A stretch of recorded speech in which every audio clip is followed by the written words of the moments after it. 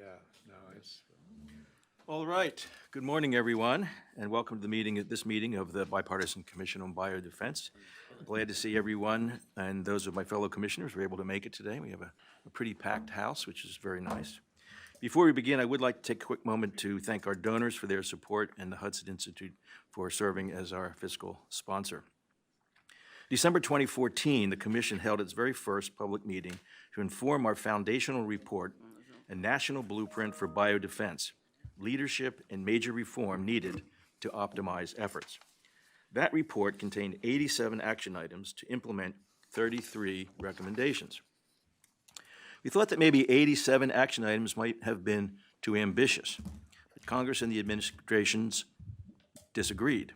And I'm happy to report that they have addressed 65 of the 87 action items in our blueprint, either partially or completely, over the past 7.5 years. Some of the key areas of biodefense on which we have focused are prevention, deterrence, and attribution of biological events, which will be the topics of today's meeting. To remind myself, as well as our other commissioners and audience, prevention involves reducing the availability and accessibility of biological agents and materials that could be used for malicious purposes. Deterrence involves dissuading potential adversaries from conducting or supporting a biological attack by imposing costs and consequences. And attribution involves identifying and holding accountable those who are responsible for a biological attack or incident. These are essential components of a robust biodefense, and they can help reduce the likelihood and the impact of a biological attack or outbreak. This is why we are here today, to hear from experts and stakeholders about the current state of prevention, deterrence, and attribution of biological events, to identify gaps and challenges, and to explore opportunities and solutions. Today's meeting is the fourth and final in a series that will help inform a comprehensive update of our first blueprint for biodefense, an effort we are currently referring to as Blueprint 2.0. It's a very novel title, I thought. While the nation continues to respond to and recover from the COVID-19 pandemic, we must do what we can to prevent other naturally occurring infectious diseases, biological attacks, and accidentally released pathogens from occurring, and prepare for them if they do. We must also worry about the continued and new pursuit of biological weapons by other nation-states and terrorist groups.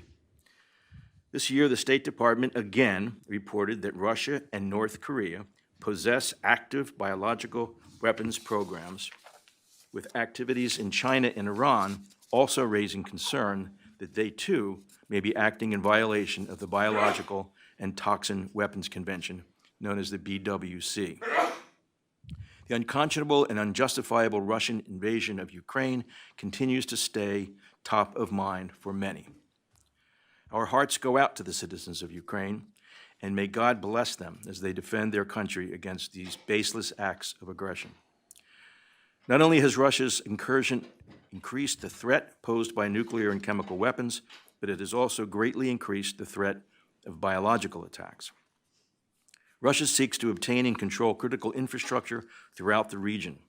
And at the very least, Russia could take control of the high-level biological laboratories in Ukraine to add more resources to the Russian biological weapons program. And at worst, Russia could use biological weapons to attack the Ukraine populace. The three topics we are here to discuss today are important in the context of Russia's invasion and their potential use of biological weapons. If Russia is planning to use biological weapons, the international community must work to prevent them from carrying out an attack. And we must have a robust deterrence strategy to dissuade Russia from using their biological weapons. Finally, if Russia did use biological weapons, we need to have attribution capabilities to accurately determine if Russia is indeed at fault. The threats from nation-states that already have or are developing biological weapons programs, and from terrorist organizations looking to obtain and use biological agents and weapons, are increasing rapidly. For example, The horrific fighting in Sudan between the Army and the paramilitary Rapid Support Forces has resulted in one side taking over a national public health laboratory in a region that harbors measles, cholera, polio, and other potentially harmful pathogens. While this was not a high containment facility with some of the most dangerous pathogens, losing control of it remains highly concerning. The threat of biological events is not new.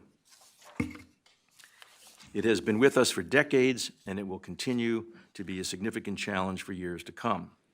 We must do what we can to prevent and deter them, and when they occur, not if, attribute their source as quickly as possible. And Senator Levin introduces Congressman Greenwood, who says, I'm both today, as we all know, biological threats are not new, but they have become more diverse, complex, and dangerous in recent years. We have witnessed the devastating impacts of naturally occurring events, such as COVID-19, and clearly note the potential for deliberate attacks. These threats pose serious risks to our national security, public health, and economic stability. One of the areas that we have focused on extensively is attribution, the process of identifying the source and the origin of a biological event, whether natural, accidental, or intentional. Attribution is critical for several reasons. It enables accountability for those who perpetrate bioterrorism or violate international norms. It helps to deter future attacks by signaling our resolve and readiness. It informs our response and recovery efforts by providing situational awareness and evidence, and it enhances our prevention and preparedness measures by identifying gaps and vulnerabilities. However, attribution is also very challenging because it requires timely, accurate, and reliable information from multiple sources and disciplines. It involves complex scientific, technical, legal, and political considerations. It faces various obstacles and limitations, such as lack of access, cooperation, and transparency, and it may have significant consequences for national security, diplomacy, and public trust. Unfortunately, the nation's attribution capabilities are severely lacking. Just take the inability to definitively identify the origin of COVID-19 pandemic, for example. Over 3 years into this pandemic, and we still are not sure how this virus emerged or where exactly it came from. Thankfully, there are policies and technologies we can leverage to improve our attribution capabilities. In our national blueprint for biodefense, we recommended that the nation establish a national biological attribution decision-making apparatus that takes into account standards or burdens of proof in the U.S. criminal justice system, evidence, information, and intelligence regarding the source, accuracy, reliability, timeliness, credibility, and defensibility of that evidence, information, and intelligence, and national security considerations. We also addressed attribution to the Apollo Program for Biodefense and Athena Agenda reports, focusing on the development of needed technologies. I am sure that these recommendations, along with other improvements, which I am excited to learn about today, would greatly strengthen our national biodefense. Look forward to hearing from our distinguished panelists today and engaging in a productive discussion with you all. And with that, I would like to recognize Secretary Shalala for opening comments. Thank you. I think I'll pass on opening comments so we can get on with the panels and associate myself with all of your comments, both sets. Senator Daschle. Well, I'm inclined to do the same thing that Donna just did. Those were extensive but very good comments, Mr. Chairman, and appreciate very much you setting the stage. I agree with you. We've had some excellent meetings in the past, and I know this one will be equally as productive. I would just want to, number one, welcome our newest member to the commission. I've been an admirer of Congressman Upton for a long time and delighted that he can be part of our commission going forward. I would just say one thing that I hope we can emphasize as well. Obviously, we have to look at these three challenges in two contexts, the man-made context and the natural context. And I I'm very concerned, frankly, and will remain so. I'm sure the whole commission is with regard to the devastating loss of infrastructure in our public health system in this country, and how incapable we will be to address another pandemic of the consequences of COVID going forward. We're in worse shape in many respects than we were 3 years ago. And we aren't committing the resources, we aren't committing the kind of priority that I think is so critical for public health. And I'm hopeful that as we look at these challenges going forward, we're going to be cognizant of the important role that public health is going to have to play, regardless of whether it's a natural or a man-made experience. So with that, I'll yield back the rest of my time. Thank you. And I would now like to introduce our newest member of the commission, the Honorable Congressman Fred Upton. I've known Fred for about 30 years or something like that. We met when we were young teenagers. Fred served for 36 years representing his district in Michigan. He did so with aplomb. He is what a congressman should be. He's intelligent. He's in it for all of the right reasons. He's bipartisan by nature. He's collegial by nature, and he served our country very, very well. He chaired the Energy and Commerce Committee, co-authored the 21st Century Cures Act, and innumerable other accomplishments during his career. And we're delighted to have you with us, and I yield to my former chairman. Yeah. Well, thank you, my man. It was great serving, and Tom Daschle was a friend that we worked together on a lot of different things, particularly on the NIH and other health-related efforts. And obviously, I served also with Secretary Shalala, and we did a good number of things. And then, of course, she is a Big Ten guy. I'm a Wolverine. She was a Wisconsinite Badger, but and then moved to Florida. But anyway, I'm delighted to be here. I was excited to be asked by Jim to actually consider serving on this board. And as I look back at my career, a lot of votes, a lot of different issues, and one that really never thought I would run for office. I was hoping to be called by somebody to write about the Chicago Cubs or the Detroit Tigers as a journalism major from the University of Michigan, and nobody called. I ended up working at the White House, heading congressional affairs at OMB. And folks came to me at one point and asked me to come back and run for Congress in Michigan. And I said, no, I'm happily married, still am, and 2 black labs. And no, I get to see the president every week, and I'm very happy. And but they convinced me otherwise, and I ran and won. But I used the Reagan model, Republican president with a Democratic Congress, and he got a lot of things done. And of course, the real test was re-election. We know that more than any right now, right? 49 states, only losing Mondale's Minnesota back then. But my objective was always to be bipartisan on virtually every issue that I worked on. One of my first issues was working with Kwesi Mfume, now again a colleague.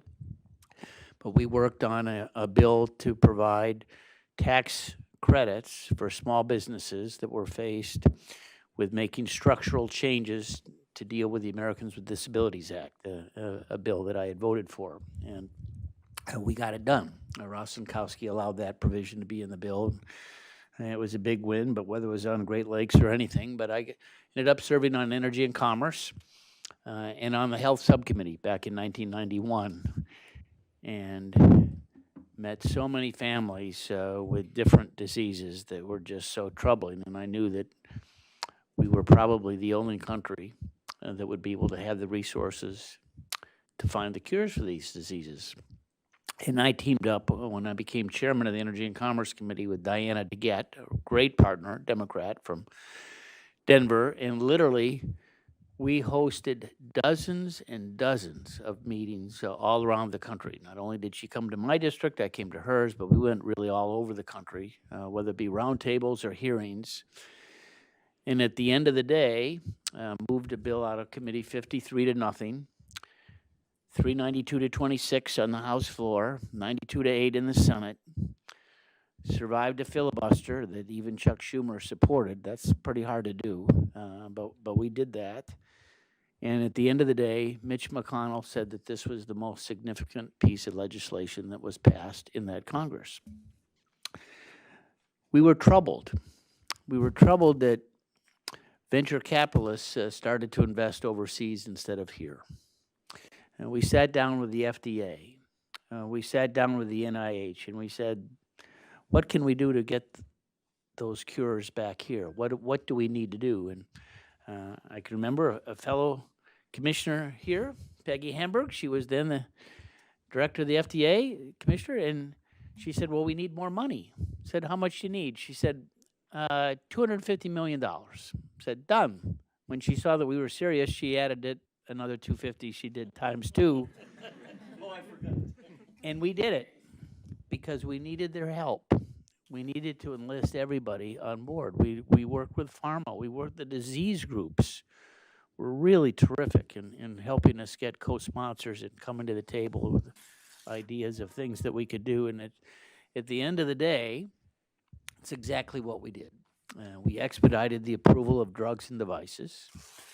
We coupled it with $45 billion more in health research. And I should have mentioned that I really cut my teeth on health issues back in 96, I guess it was. I'm a member of the health subcommittee when Speaker Gingrich came to me and asked me to be the lead to double the money for the NIH, and we did that, and we got that through. But of course, since then, with inflation, we haven't kept up with it, and that's one of the reasons why we wanted to work with the NIH to, in essence, build that baseline $45 billion more than it had been. And back then, seems like yesterday, Speaker Ryan, a disciple of Jack Kemp and everybody else, said, you got to pay for it. And we did. We found the pay-fors. Interesting little story. Chuck Schumer stole the pay-fors for the 9/11. We had to find the pay-fors again, and we did, but this time we kept it in our pocket. We didn't share with anyone what they were, but we did pay for it. And again, we survived a lot of votes, and we got it done. And it was, and I've got to say too, as I look at our Senate counterparts, Lamar Alexander was a prince. His focus, of course, was education, and being, the chair of that committee, that was where he wanted to get that bill through, and it got stymied a little bit. So he let us have the reins in the House. Said, I'll be a partner. Just tell me what to do. And he was a partner, and we got it done. He and Patty Murray worked with us.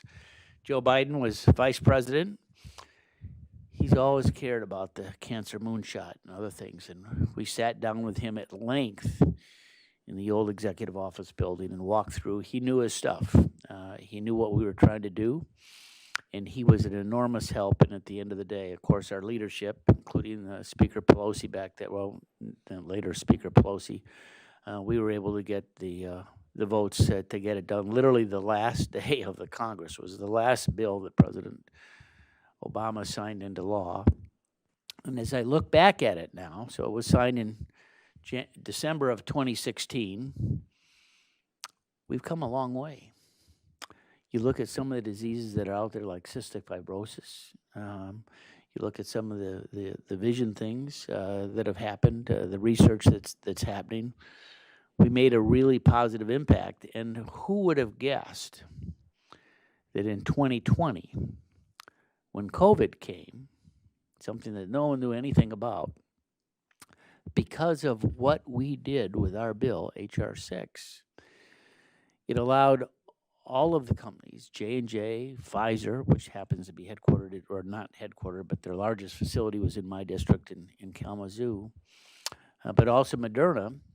It allowed them to proceed to find a vaccine for this much faster and get it approved much faster, maybe 6 or 8 months faster than it otherwise would have been. But it also allowed them to produce it in advance of the approval. So for me, because it was my district, I sat down with the Pfizer folks in Kalamazoo in the summer of 20, and they were then beginning to buy up all the dry ice. Man, that would have been a good inside stock tip. Buy all the dry ice you can in the entire Midwest because they didn't have freezers that were capable of keeping the vaccine at 50, 60 below zero. But they did that. And so when the approval came in December of 20, they were ready to ship virtually the very next day. And it was so exciting to see those trucks leave the facility in Portage, Michigan on UPS and FedEx to go out and deliver.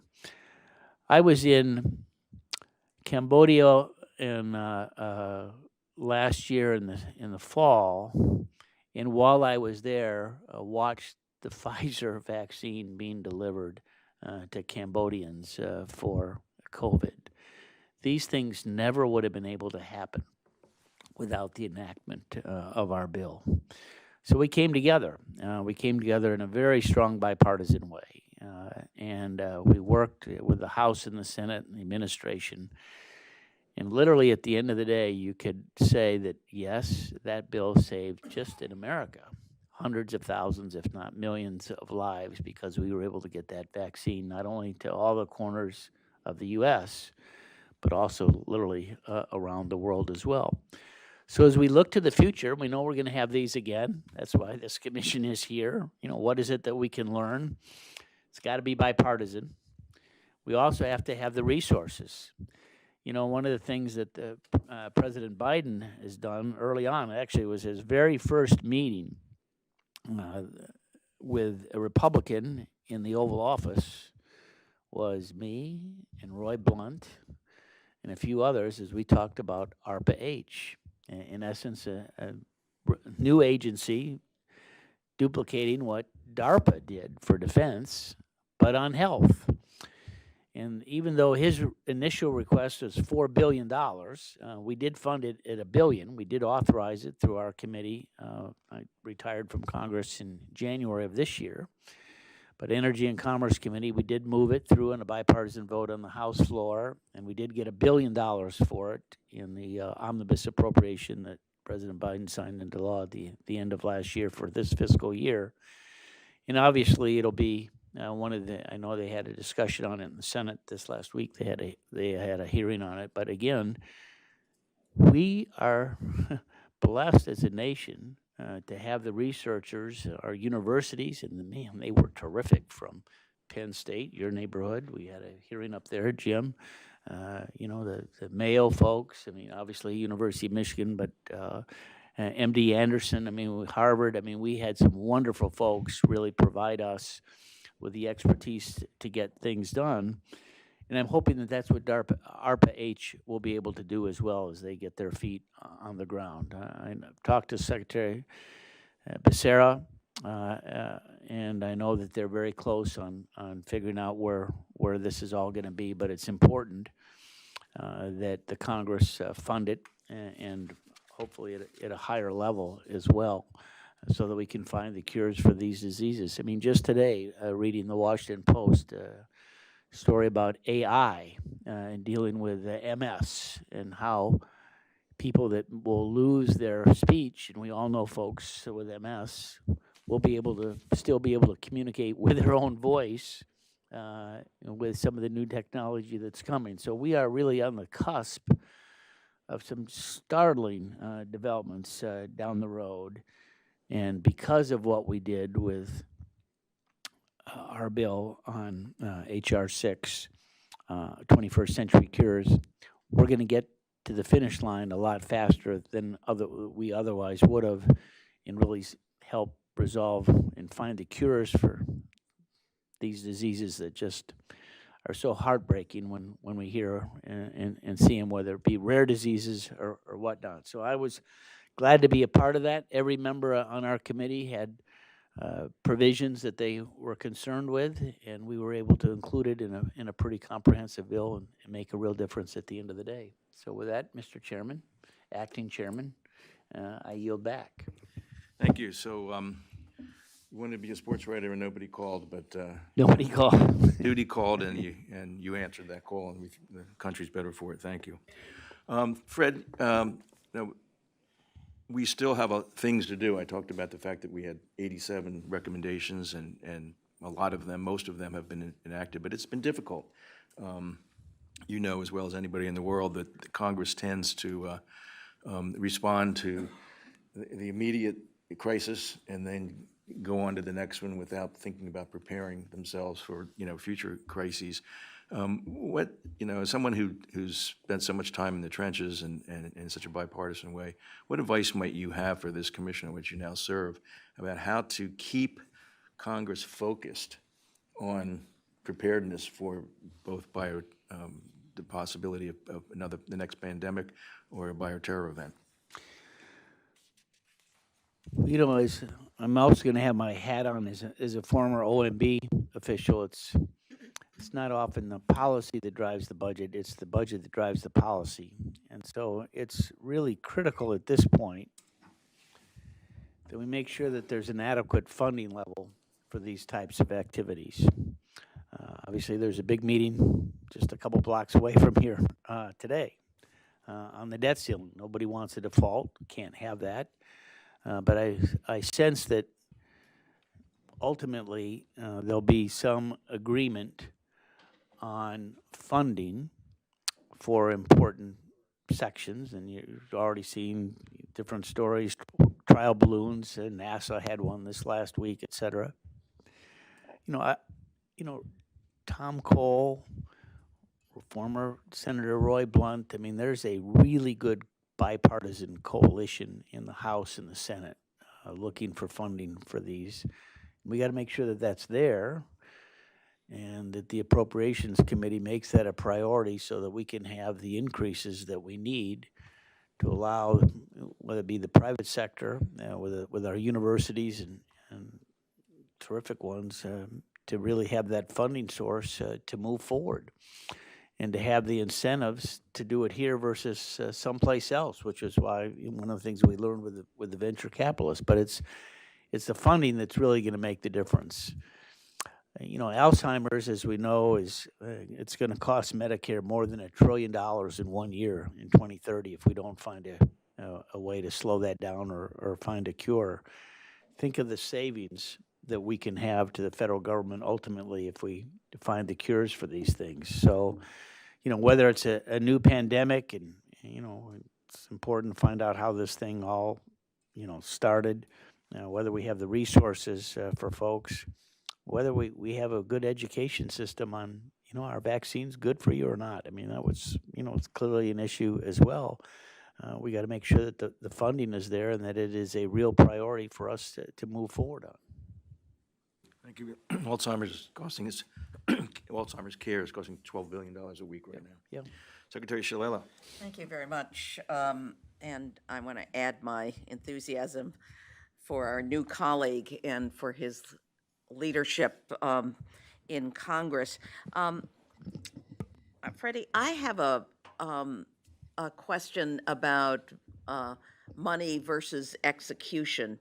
Tom talked a little about the institutions and how the institutions are important, whether it's the CDC, the FDA, or the NIH. And Congress makes the policy, appropriates the money, but getting money for the institutions themselves that are going to execute. And in this town, you don't get much credit for the execution. You get credit for the policy and for the budget on occasion. And the need to build bipartisan support for the institutions that are going to execute these. For example, when we all worked on doubling the NIH budget, some of that money went into the Vaccine Research Center, which was a new center at the NIH named after the bumpers, if I remember correctly, which made a huge difference in COVID because out of the NIH during that period was developed the platform that we used for COVID and for a variety of other things. So could you talk a little about efforts to put together a bipartisan coalition to invest in the institutions, not simply fast tracking with FDA, but the other kinds of things, paying the scientists enough so they can compete with the universities, for example? So here's an idea, and I'm an optimist, all right? I'm a Cubs fan. I watched last night. I knew they were going to lose. It was on MLB TV against the Cardinals. You know, I believe in people and the process and the relationships, and you were a wonderful partner as we served together in the House. When I learned about the government back in ninth grade civics, it's wholly different in real life. Thought if you had a good idea, you just move it forward. You have an amendment, and you had different rules and procedures and whatnot. But sadly, where we have been the last couple of years is, when I voted for the omnibus in December last year to keep the government open, literally Christmas time, it was one vote, and it was, I don't know how many 100 pages it was. Nobody could read it. It was presented to us the day before. So much for 12 bills, 12, one for each appropriation. No amendments were allowed. Here it is, take it or leave it. And it funded the balance of, it was a couple $1 trillion for the balance of fiscal year 23. When I first came to Congress, we had this wonderful guy, Bill Natcher. He was on appropriations. I think he was in the chair every time we had an appropriation bill on the floor. But he was fair-minded, and sometimes these bills would take a week. The labor age bill would be a week on the House floor. And any member, whether they be, relatively new member, and back then I was, you could offer an amendment on different issues within the scope, germaneness of that particular bill. And people knew what you're doing. If you had voted to increase the NIH, you had to have an amendment within the bill to decrease something else. But we've lost that accountability. Now you just vote on one bill, and it's like this thick, and nobody knows what those individual line items ought to be. The process has broken down. In getting back to regular order, something that Kevin McCarthy promised he'd do, so we'll see if this promise comes true or not. I saw there was a little thing in the Post today of promises made, and they haven't done any appropriation bills yet. But we need to get back to that, so that particularly the rest of us can watch what Congress is doing and say, why did you vote to cut this or not add to this or whatever, so that there's some accountability on those members of Congress as they work to get the votes to get something done. I know that funding for things that we care about in this room, the NIH, the FDA, and others, we know how important that is to the entire country.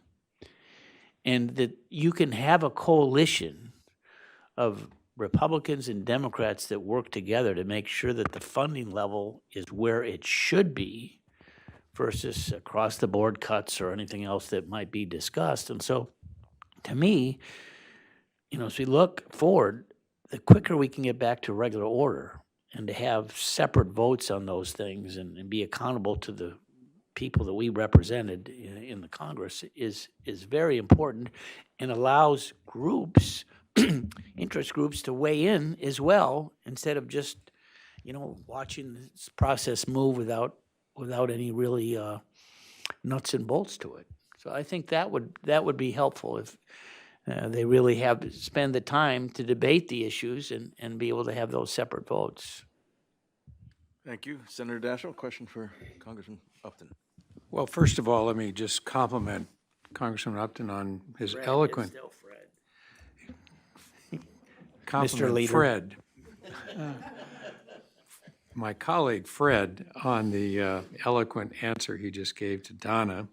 And I just couldn't be more emphatic about my agreement in his call for regular order. We've lost it, and with it, we've lost functional legislative government, in my opinion. Almost every piece of legislation that passes today is what I refer to generally as top-down. It's created by leadership in concert with the administration, and everybody's required to vote on it without an opportunity for amendment, and oftentimes even debate.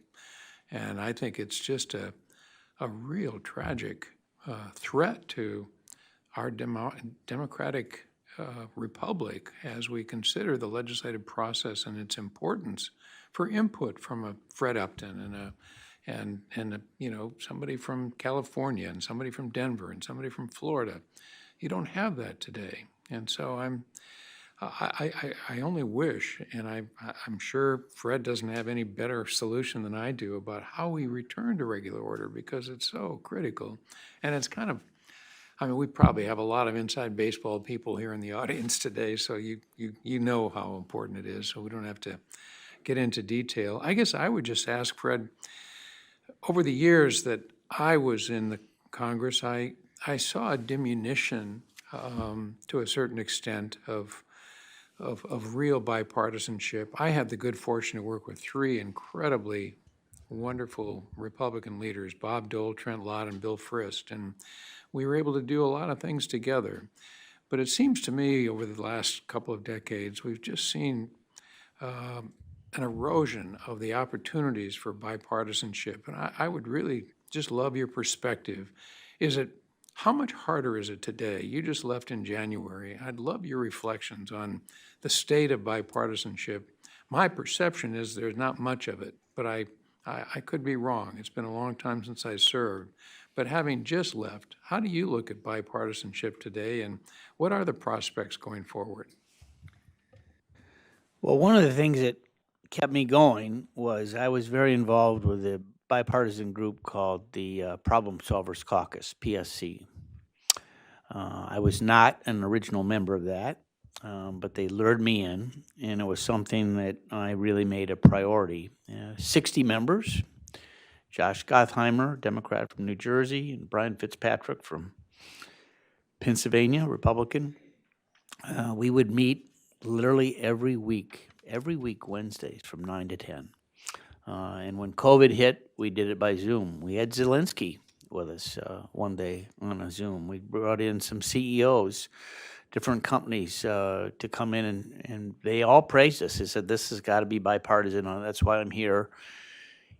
We had a pledge that you wouldn't work against any of the members that were there of the other party. So you wouldn't, I was approached by some, leader, tribute to their opponents or whatever, appear at a different event, and the answer was no, because we made a pledge that we were supportive of each other, and what was said in that room stayed, and we were the ones that put together the package on infrastructure. We worked with the Senate, Senator Portman, and others with no labels. We did the CHIPS bill, and I went with President Biden to the Detroit Auto Show in September, and CEO of GM, Mary Barra, gave me a bear hug. She said, I'm so glad you saved our industry. We couldn't survive without that CHIPS bill that was done. We worked together on things, and we were the glue to really move forward on those things. As we look at this debt ceiling issue, it's again, I think our group, my former group, came forward with a proposal that I think is on the backstage here, if things really do fall apart, of trying to get a proposal through the House and Senate that can be bipartisan to avoid a default.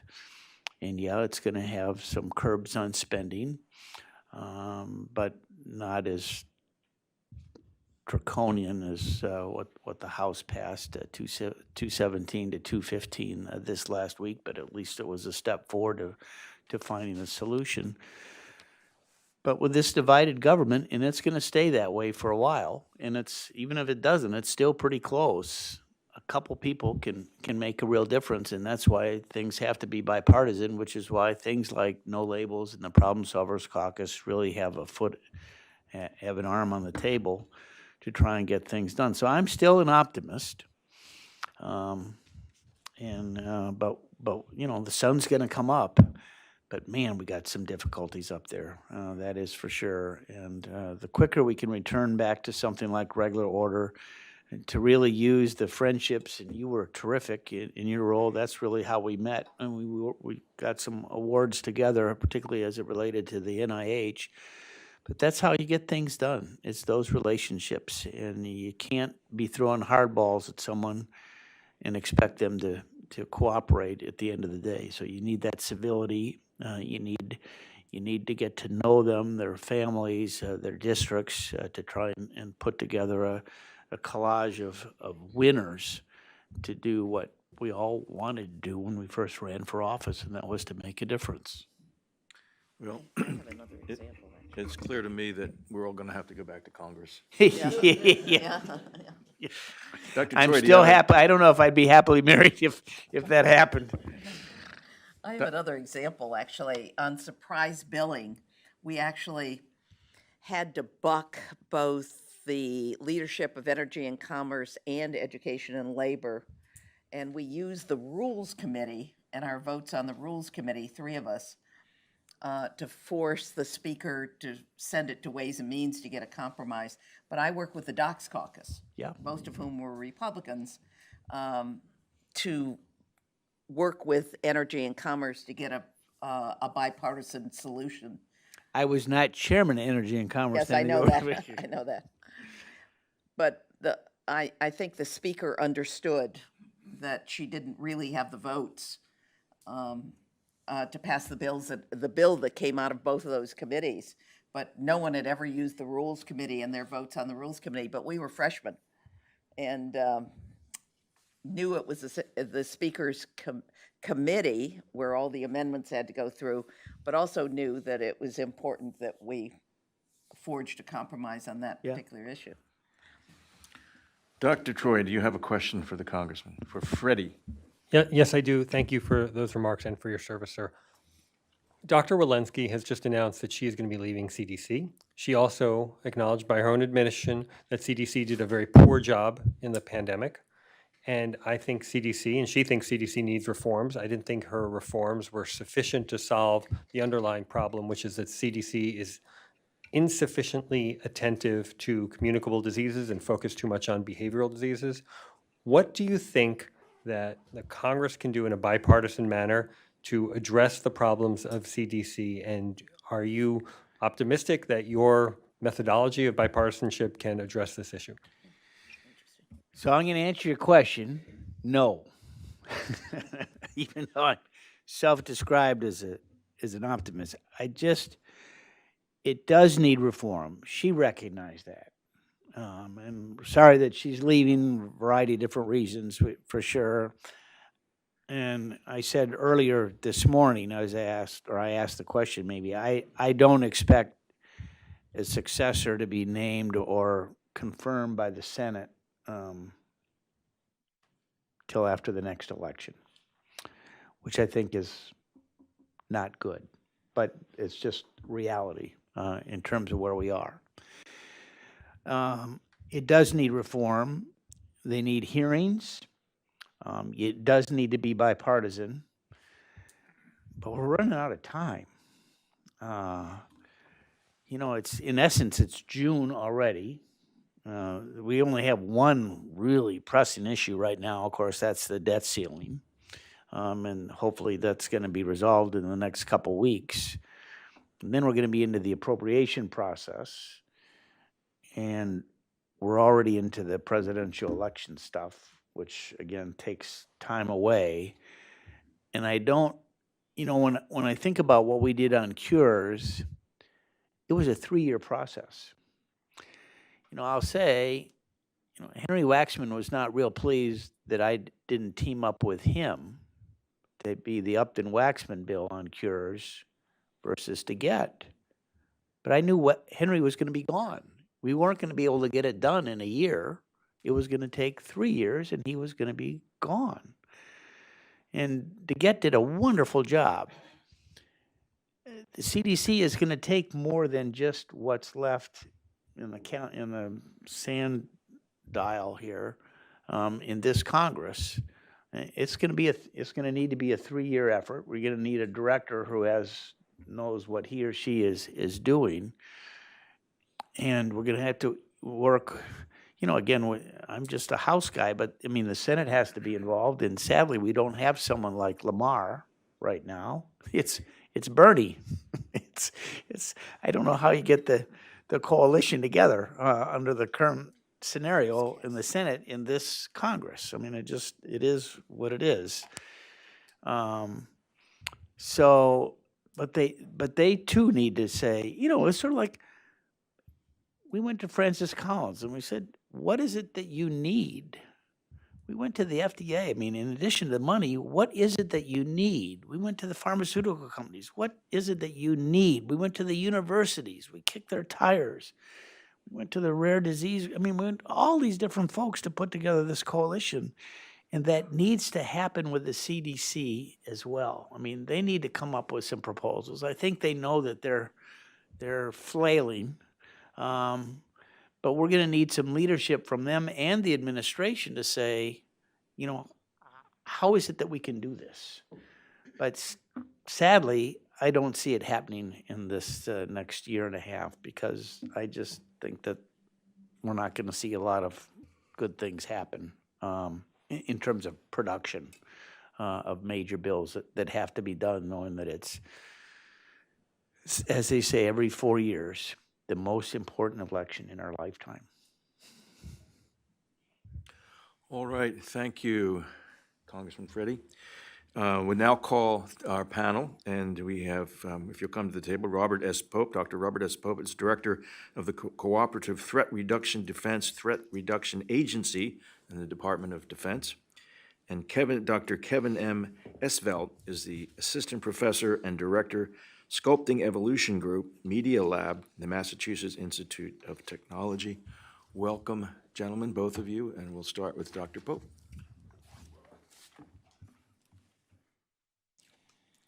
All right, good morning. Thank you very much for the opportunity to speak to the Commission today.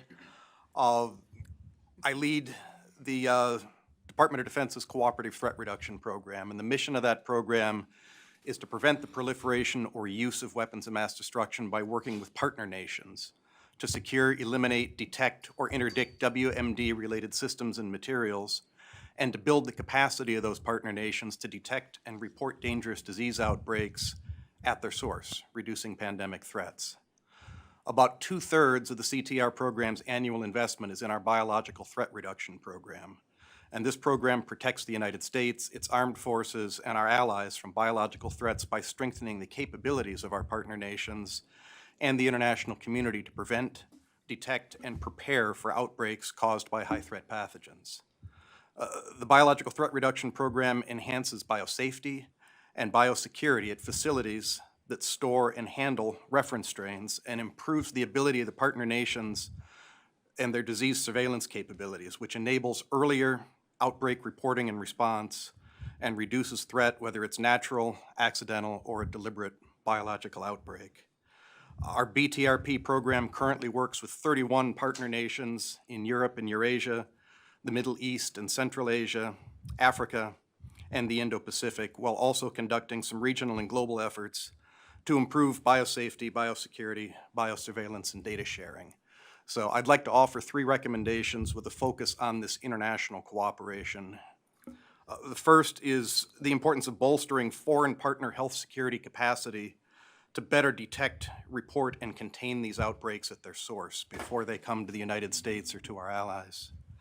So to do that, we want to work with partner countries to develop and sustain a biological risk management culture to help ensure the safe handling, transport, processing, and secure storage of biological samples. As partner countries have to manage endemic pathogens that are on the U.S. Biological Select Agent and Toxins list, safe and secure handling practices are critical to reduce the risk of an accidental release or a theft of these pathogens that could be detrimental to U.S. health security and economic interests. Additionally, the growing connectivity between information systems, the internet, and other infrastructure creates opportunities to disrupt communication to disease detection, diagnosis, and reporting. So we should work with partner countries to identify existing cybersecurity gaps in the health area and safeguard electronic human and animal health data, as well as internet-connected laboratory equipment and disease reporting capabilities to prevent nefarious intrusions or adjustments there. Security is one of our program's 3 pillars, and to this end, we endeavor to ensure a broad spectrum of security measures that are included with all of our engagements, including physical security, as well as addressing cybersecurity. Recommendation 2, supporting broad pathogen surveillance initiatives. A robust biosurveillance capacity helps nip potential future pandemic scale threats in the bud to whatever extent possible, or at least allows us a bit more time to try and alert the entities and organizations that are postured to respond to a future outbreak. So as a global health community, we need to ensure that effective, sustainable systems that monitor all potential threat areas are in place, producing reliable data that we can quickly act on. To responsibly support our partners and establish a reliable disease surveillance network, we should identify and implement technological solutions for disease detection, diagnosis, and reporting that are sustainable by very low resource countries. Rapid, accurate, and reliable diagnosis of emerging pathogens requires a technically competent, proficient workforce, as well as the equipment to work with. Reliance on new and emerging technologies is often rate limiting for partners from the standpoint of the cost of reagents, ability to maintain equipment, and the throughput in these advanced systems. We should also endeavor to support surveillance of a broad range of pathogens which may have direct impact to human health, but also consider threat to animals and agriculture, including any second and third order effect to economies, trade, and the food supply. To aid in training, technical proficiency, establishing disease surveillance baselines, and supporting early detection network, there should be mechanisms in place to fund pathogen surveillance initiatives in low and middle income countries. And that's one thing that our program does, is to help understand the disease burdens and make sure these systems are ready to go. And then the final recommendation is committing to information resilience. And that's two parts. One is information sharing among partners. As we support these broad pathogen surveillance initiatives, we need cross-border sharing of that information so neighboring countries, regions, and the world understand what's coming. So it's required transparency, collaboration, and openness so that that information can be shared, as well as any information on biosecurity or biosafety-related incidents without impacting the country reporting. And then finally, we worry about misinformation and disinformation. As we work in the international environment, we've all seen the impacts of COVID misinformation and disinformation, and our program faces a deliberate attack by Russia and a disinformation narrative that aims to make all of this international cooperation in public health and animal health harder. Thank you very much. Thank you, Dr. Pope. Dr. Esvelt. Thank you for the opportunity to speak today. So I'm a biotechnologist, and I specialize in engineering biological constructs and controlling them so that they do not spread indefinitely and exponentially in the wild. Now, we know that COVID has killed over 1 million Americans, and we know that we are, or at least appear to be, unusually vulnerable to pandemics in ways that other nations are not necessarily. And I submit that this means that the risk of pandemics is a defense issue. Could we actually emerge victorious from a military conflict in the midst of a pandemic that primarily afflicts us and not our adversary? So I suggest that we need to view this as a defense issue and have more involvement by the Department of Defense in addressing this issue, as only they have the resources to do so. Feynman said, "What I cannot create, I do not understand." We seek to understand pathogens, pandemics, and to better learn to program biology. We will learn how to cause new pandemics, and worse. Today, 30,000 people or so can assemble an infectious influenza virus. We need to reduce access to those kinds of agents before instructions for making worse things become available. How can we do that? Number one, the Pandemic All Hazards Preparedness Act can include requirements for DNA synthesis screening. Right now, only 9 out of 26 gene synthesis companies in the United States actually screen. Their screening methods they use can be readily penetrated. If we require screening of all institutions receiving federal funds, to verify that screening is robust and up to date, because if a new pandemic class agent is identified, we need all of the screening systems to recognize that and look for it. We need to ensure that next-gen DNA synthesis and assembly devices that can go on a benchtop all screen robustly. And we need to require this even though it could be costly, because it will be much less costly within the next year. The cryptographers who came up with the public key, private key encryption system that undergirds international finance have devised a cryptographic DNA synthesis screening system that will be made freely available in the next year. So requiring companies that do not currently screen to do so will not put our companies at a competitive disadvantage. The other thing that we can reform is the select agent list, which is also covered by PAPA. FSAP-regulated pathogens are 10 times less likely to leak from labs than standard NIH-funded BSL 3 and 4 research. Also, Tier 1 agents require background checks of everyone working in the lab for security purposes. But FSAP currently doesn't cover lots of potential pandemic pathogens mentioned in the literature. It is very seldom updated, nor does it cover functional variants generated through mechanisms such as creating chimeras, mixing pieces of viruses, directed evolution, machine learning, ancestral protein reconstruction, or any of the other clever lists of biotechnologies that we can now employ. Next, large language models are going to make these things even more accessible. I asked in a class 10 non-scientists from MIT and Harvard to see what they could do within 1 hour when it came to identifying potential pandemic class threats that could be accessible to people like them. They managed to glean the identities of 4 high-risk potential pandemic pathogens, how to enhance H5N1 virus for greater transmissibility, how to enhance Nipah virus to infect human cells more effectively, a walkthrough of reverse genetics protocols allowing people to make these viruses from synthetic DNA, a warning that some companies screen orders for hazards, a list of the companies that do not screen orders for hazards, or at least are not members of the consortium that does, how to redesign genetic orders in order to evade screening, what equipment is needed for reverse genetics, and which contract research organizations could perform reverse genetics to create something such as an influenza virus. In order to deal with this, I recommend that we require records of all uses of these large language models. So that means you need to know what the queries are and what the responses are and have a record of that for accountability and an audit trail. And this form of control would allow the future use of safeguards. We also need the CROs and automated cloud labs that are purely robotic and can just be programmed by scientists to screen samples that are sent to them. We need to sequence them and screen them for hazards, the same way we need to screen synthetic DNA. Last thing, many of my virologist colleagues feel under siege. No one really trusts the government to set the regulations to be correctly. So I propose we let the market do it. If we require catastrophe liability and insurance, expanding liability for any event that causes over 100,000 American deaths inside of a year. This is a very tiny fraction of research that could ever do any such thing. And we just require general liability to cover this up to a cap, with the government providing coverage of the remainder at the same market price. Then this would essentially take these negative externalities, the low probability, high risk catastrophic events, and bring the costs up front. If it still looks like the benefits are worth it, we should fund that research. If not, we shouldn't otherwise. But broadly, if my vehicle could be carjacked and used to cause trillions of dollars in damages, I shouldn't be allowed to drive it. Unless, of course, my driving it is so beneficial that I can buy insurance. Thank you very much for your service. Thank you. Still an optimist, Fred? So thank you both for your very expert testimony.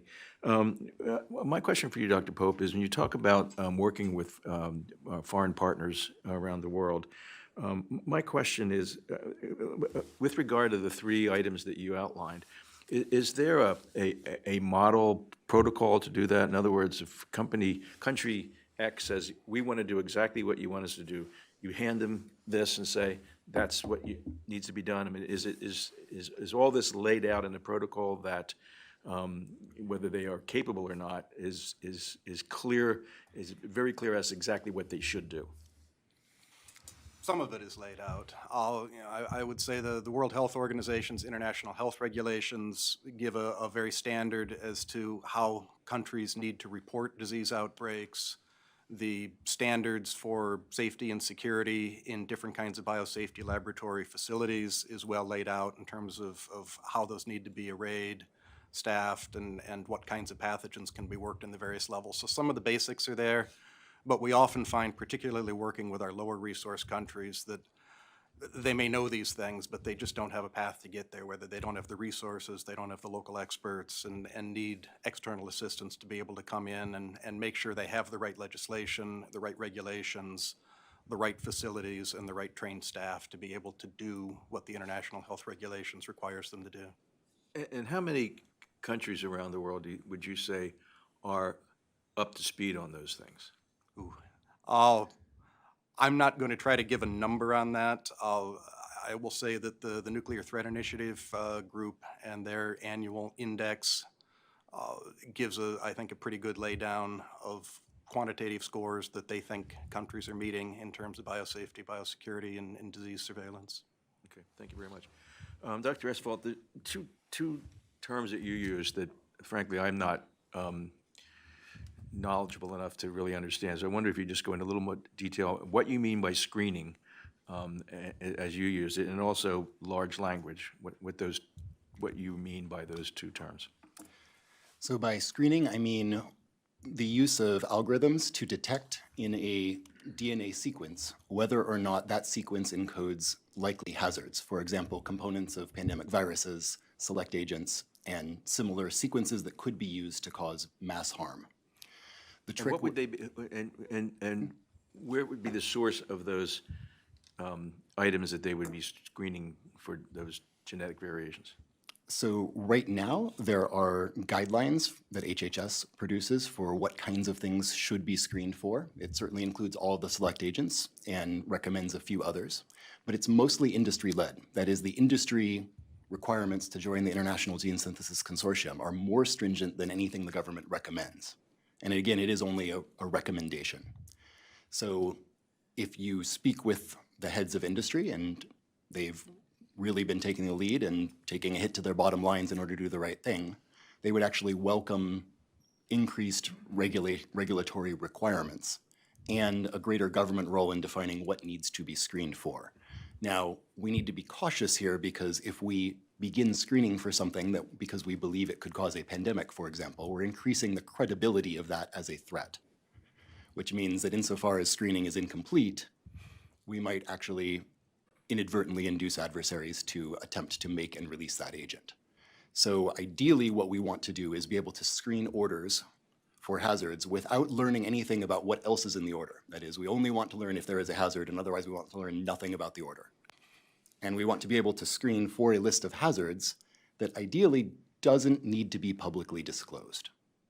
And so this is where the cryptography aspect comes in. This is a solvable problem from a cryptographic perspective. And that will protect the privacy of the customer's orders, because if you give me the DNA synthesis orders of a biotech startup or even a major pharmaceutical, I can tell you what it is that they're attempting to do. So that absolutely must be kept private. And similarly, we don't want to disclose what we find most threatening as future advances make increasingly more harmful constructs potentially accessible. So that's the screening side. The large language models. So here I'm speaking of things like GPT-4 and the other artificial intelligence chatbots and other tools that are derived from them. So these are essentially systems that use natural language processing to predict the next words in a sequence, paragraph, paper, etc. So they allow an individual without much training, or even with a lot of training, to quickly grasp the essentials of a topic simply by asking it questions and observing the answers. And while these systems are currently tuned to try to recognize when someone is asking for something that would be illegal or harmful, they're extremely imperfect. It's pretty trivial to currently jailbreak these systems so that they will, in fact, answer harmful questions. In fact, there's some evidence that if the more you train it to be good, if you can jailbreak it and flip it to be evil, it's actually better at answering questions that would be harmful than if you hadn't trained it in that way. So this is an unsolved problem. The only reliable way to solve it would probably be to train these systems on data sets that don't have the hazardous material, conceptually.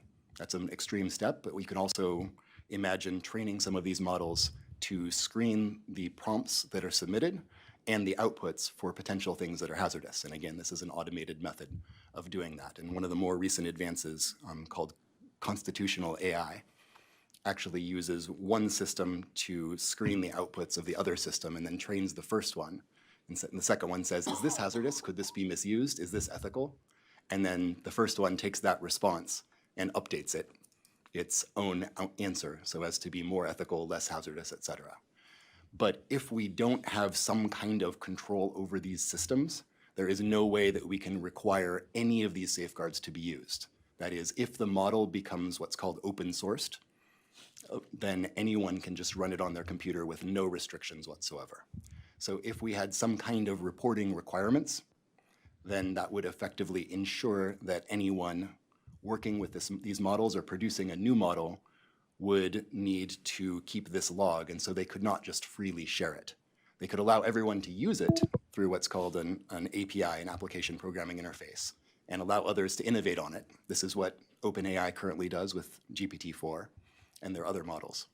So this is a viable way where the technology can still be made available to the public, but in a way that does at least limit its ability to cause hazards. And right now, we're risking proliferation of increasingly powerful open source models that can answer these kinds of dangerous questions. So this is the sort of thing that's really just taken the world by storm in the last couple of months. Yeah. And we have an opportunity to do something about it soon. Is it your contention that these recommendations can be accomplished within the body of PAPA?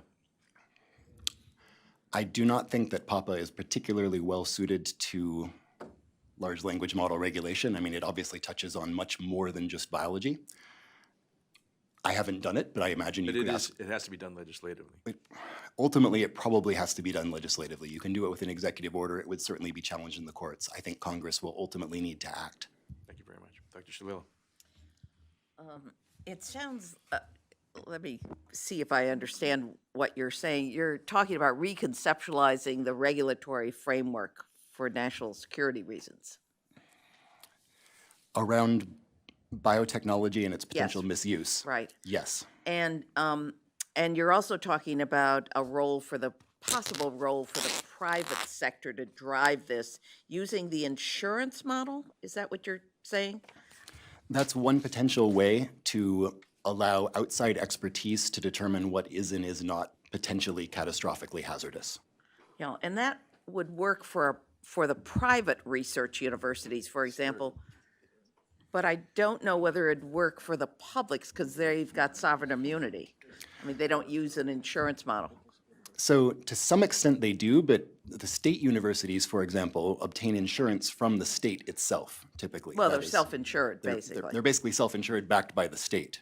Right. But it's worth noting that the typical mid-sized state would be bankrupted several times over by just the wrongful death claims if something like COVID were to be shown to have leaked from a laboratory. And this is something that I don't think most governors are quite aware of, that under existing law, this liability probably exists, but it's not clear that it But necessarily there's a does. cutoff on that liability in terms of pain and suffering, and they have sovereign immunity, so it would be a relatively, they wouldn't be bankrupt Well, under because they deal with this kind of thing all the time in their medical schools and other. they do, but the existing caps are to individual suits. And if there was an individual wrongful death suit from 100,000 different people, then Well, the it'd be a class multiplication. action. Then it might be a class action. It's unclear whether it would be converted to a class action or not. Depends on standing, I guess. And I don't, Dr. Pope, I don't understand how other countries are going to have the sustained resources to put the systems in place to pay the individuals, to keep retraining people. Yes, and that's a constant challenge we find when working in the low-resource countries. And the way we try to do this is, looking at infrastructure that is as economically sustainable as possible, not building the Cadillac when the Escort will do.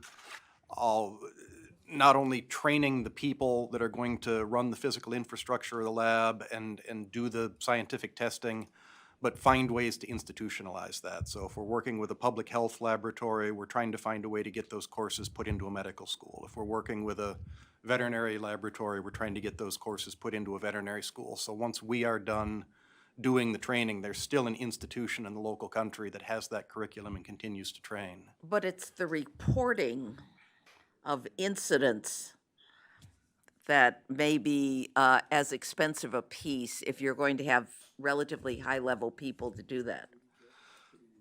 It can be. I mean, we're finding typically in our partner countries, the public health folks are paid a competitive wage in their countries. The veterinary side is typically less well-resourced, but there are qualified and interested people that work at the laboratory benches. So that has not been the hard part. The harder part is sustaining the infrastructure typically. Have you looked at the model that the Skoll Foundation Ending Epidemics created, which basically uses crowdsourcing and volunteers that are trained?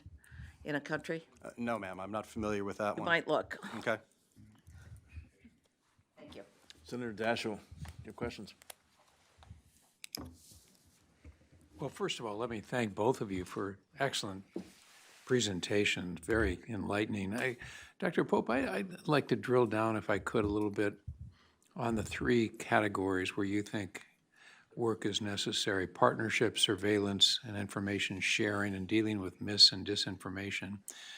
I guess I've been under the assumption over the last many years that we are doing work in those three areas. And what I would love is if you could give us greater clarity on the degree to which we're doing those things and where the omissions lie, where are the deficiencies in the three areas? Because it seems to me that's really what we've been trying to do now for some time. And I guess I just don't know what the difference is between what we're doing and what you think we should be doing. And if you could clarify that a little bit, that'd be great. Yeah, and I think collectively we are doing a lot of this between our program at the Defense Department, what CDC does overseas, what USAID is doing overseas, as well as some other programs and some of our ally and partner programs that are out there as well. The programs tend to be somewhat independent of one another. We do our best job as an interagency of keeping track of what each other's doing in their focus areas. Our program in the Defense Department is focused on this safe and secure surveillance of diseases on the select agent and toxins list.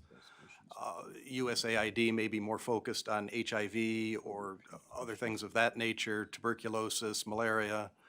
CDC tends to take a strong research focus when they go in, more than capacity building most of the time. So these things are happening, but I don't know that there is a top-down priority of where this needs to be and whether we're going fast enough to get ahead of the next pandemic. My program is involved in about 30 countries right now. We've got a list of 30 or 40 more that we're going to start assessing that we expect are going to need capacity building uplift to be able to do this basic disease detection and reporting before something crosses one of their borders. So yes, we're doing it, but I don't know that we're necessarily doing enough of it fast enough, given that we've seen the broad global impact of even a relatively mild pandemic like COVID turned out to be.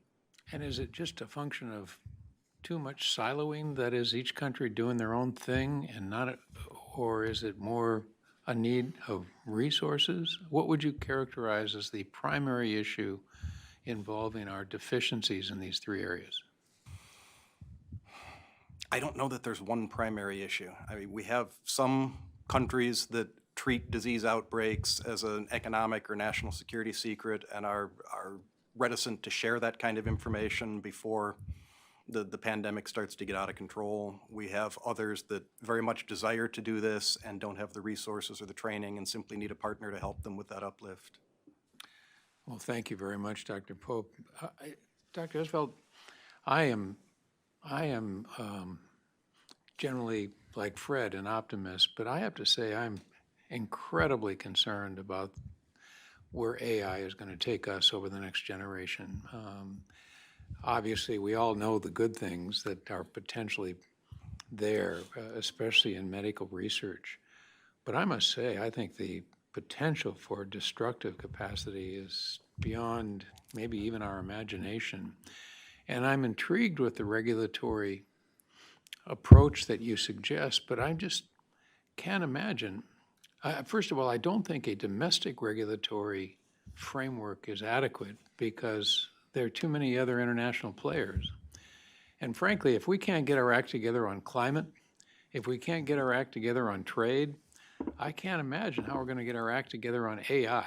And so give me some reason for optimism here that we can find a way globally to address what I think is just an enormous challenge.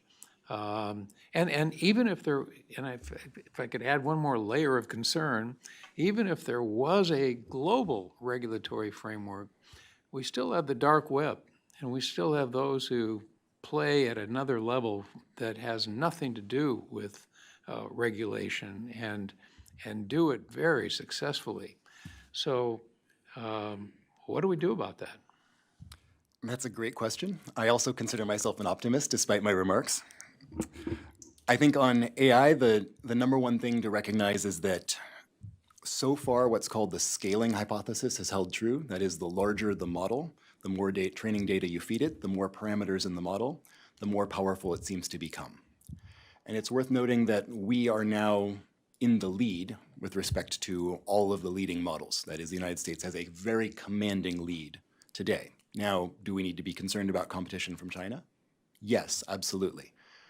But it is not clear to me that reporting requirements are going to slow down the development of these kinds of large models by industry. Instead, it would seem to secure their potential to profit from these models by offering them as a service, as a key component of services offered by other firms through the API system that they're currently using. The report requirements would primarily just apply to open sourcing of those models. Is it going to last forever? No. But the safeguards research on how to make these models safer is advancing very rapidly, and AI has tremendous potential to advance technologies that favor defense as well. And in the long run, AI, I think, could help us keep a lid on and potentially even reliably stop the spread of infectious disease, which in the long run has to be our goal. That is, everything I've said, eventually we will learn to make pandemics. Eventually, some combination of AI and widely accessible biotools, the expanding bioeconomy, the number of people who have these things, is going to make it reasonably widely accessible, even if we do all of the things that I suggested. But we can, I think, within 10 years, ensure that a pandemic cannot spread effectively within the American population through a combination of better ventilation, through indoor germicidal lights that don't harm multicellular organisms like us, but still eliminate pathogens from the air at high intensities, should be able to block just about everything. And AI could prove the key to accelerating the development and deployment of those kinds of technologies. So we can't just stop the technology. The best we can do is try to nudge it down the paths that tend to favor defense. And so I think my suggestions are geared towards buying time to figure out how to make these systems safer. Right now, everything's just a pell-mell rush forwards to the point where I am not a developer of AI myself. My lab uses machine learning for protein design and the like. But we don't do large language models other than as users. But they're already helpful to us. And eventually, they will potentially be able to replace us. And then you will have many, many more scientists and engineers making many, many, many more advances. And if those scientists and engineers are more thoughtful, wiser, perhaps more ethical than we are, can think ahead to the consequences before they disclose, then we could have a far more secure and flourishing future than if humans, who are governed by our own incentives to publish above all else, at least in academia, are simply throwing everything out there because we're motivated by solving the puzzle.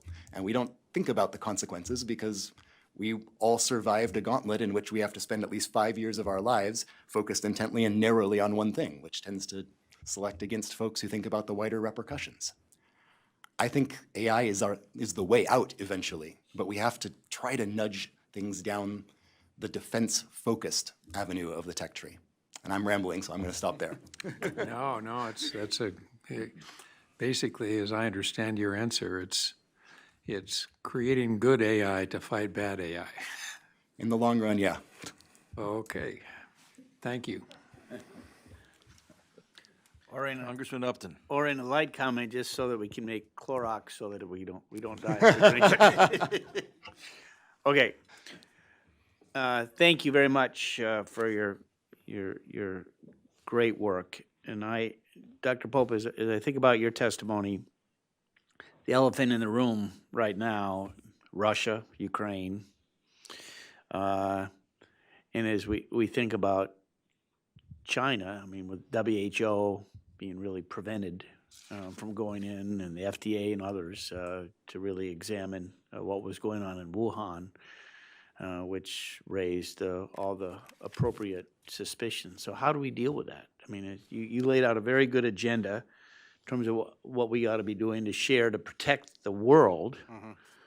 But when we have two large countries that ought to be, superpowers with us, not being players on this, I mean, you can't operate. You can't get to a conclusion without embracing players like them and getting, these other issues resolved. So I want you to be an optimist too, something that all of us have talked about, but getting more pessimistic as the morning goes on. So what are your thoughts as it relates to that? Yeah, ultimately, we're all safer when all of countries are cooperating together to share this disease detection and surveillance. And while I'm currently relatively pessimistic on Russia, looking back at the history of our 30-some-year-old Nunn-Lugar Cooperative Threat Reduction Program, Russia was our first partner and continued to be a partner up until about 2013. So it's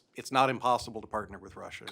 And you think about all these other things. I mean, again, a story today about the Arctic. You think about NASA. I mean, you think of all these different things where we've made progress really since Richard Nixon. And all of a sudden, it's 50 years. It's just gone. Yeah, I am optimistic that the situation with Russia and China in neither case is permanent. We've partnered with both of these countries in the past, and I think as a nation we need to continue to look for sensible partnering opportunities in the future while being cognizant of national and international security. And until such time as those opportunities present themselves, it's important to be partnering with the countries that neighbor these competitors, these adversaries, because if there's going to be an outbreak in China or Russia that they're unwilling to tell us about, we may spot it in Thailand or in Ukraine or in a partner country that does see that first cross-border transmission. Dr. Esvelt, I want to drill down a little bit. As we went through this COVID experience and we saw funding, I mean, not only did we're helped with cures, but also going back to the Problem Solvers Caucus, we had a real play in terms of getting substantial money that President Trump signed into law, allowing for the RADIX program, real incentives, in essence, promoted by the NIH to allow the private sector to help us develop devices that would be able to identify someone with COVID, allowing them to, literally, I worked with a company that was looking at a device with a saliva test, could determine whether or not they had been exposed or not. And the idea had it worked, but they had supply chain issues with China. Getting the right strip, I'll call it a strip, to identify it, where an individual could get tested in the morning and be able to show that whether they're going to a sporting event or if they went to work or, taking the kids to school, whatever it is. But at the end of the day, it didn't pass the test. But the RADIX program was really a wonderful thing. So do we need, as you think about your cryptographic devices, is that the type of thing that you're thinking of, where someone will actually have a device that could be able to detect then with algorithms or DNA that they may be susceptible to some new disease that we don't know anything, or pandemic that we don't know today? I mean, is that the type of thing that we need? Pardon. So I think those are two separate issues, and I think we so very walk much me need through both. yeah. So for the DNA synthesis screening, the goal is to ensure that when we make synthetic DNA of a desired sequence, we want to ensure that we know when anyone is making something that is hazardous, and that if they don't have permission, then ideally the company or the device sitting on their benchtop just refuses to make it until it's given that permission. And we have the technology to essentially prove permissions through cryptography and the like. And we have ways of screening orders without disclosing what's in the order or what it is that we're afraid of, again, using cryptography. So that is focused on the technology itself. And that is one where our influence really does extend internationally. And I think to touch on the earlier question, I think this is one where we can, in fact, cooperate with China, because they also have no interest in seeing pandemics become accessible to many, many non-state actors. So Here, if the US and EU and China are even 2 out of 3 mandate some form of screening, we are the largest markets by far. And if we mandate screening for every institution that receives federal funding, a lot of folks buy DNA from foreign firms. We make a lot of the DNA synthesis devices, including having the startups that do the next gen methods of making DNA. So that would cover the bulk of the world right there. And then everything else could be mopped up through diplomatic pressure. So I'm pretty optimistic that this is a very solvable problem. And if we do manage to institute that kind of universal screening and secure screening, so you can't just, you can't have a troll on the internet write a script and say, hey, use this and it'll redesign your DNA order to trivially bypass all the screening. That's not okay. But if we can solve this, we can reduce access by at least a factor of 100, if not potentially 1,000-fold. So that would make us a lot safer, and it would make us less vulnerable to potential state actors using covert actions to essentially frame a non-state actor and have them take the blame. What you're describing is rapid diagnostics that are geared to determine whether someone has been exposed and is currently infected. And that is something that we also absolutely need in order to essentially learn how to best control a pandemic. Bluntly, we probably can't do that right now. That is, even if we had perfect detection that would tell as soon as any of your cells had been infected, we would probably still struggle to use that information due to privacy concerns and honestly, due to disinformation and broad mistrust. So I think the best way to deal with this problem is to ensure that it doesn't happen in the first place. And if we must attempt to deal with it once it has happened, then we need better protective equipment and we need better indoor pathogen clearing mechanisms. But we also need to know exactly where has it spread so that we can essentially allow public health to do what they can to curtail it. Great, thank you. Senator Lieberman. Thanks, Congressman Greenwood. I begin, as I was told long ago, I should never do with an apology. I'm sorry, I'm late. It was totally the fault of 2 great American airlines. And now I understand what President Biden was talking about yesterday, and I'm planning to seek compensation. But the problem is I don't know how to value all that I've missed thus far in this meeting. It's beyond valuation. So I thank you. I'm going to, at the risk of repeating, I'm just going to say a few words generally and then ask the both of you. I apologize, particularly the 2 of you, and to Fred Upton. Asked a couple of questions. In doing this, what comes to mind is an iconic Capitol Hill comment by former Congressman Mo Udall of Arizona. In his freshman year, he participated in a press conference on a legislative initiative. He was the last speaker of 15, and as befit his seniority, or none of it, and he began by saying everything that could possibly be said about this subject has already been said, but not everyone has said it. So he proceeded to say he would say it again. Anyway, with apologies if I do that, I just want to thank our staff, Dr. George and others, and my colleagues on the commission.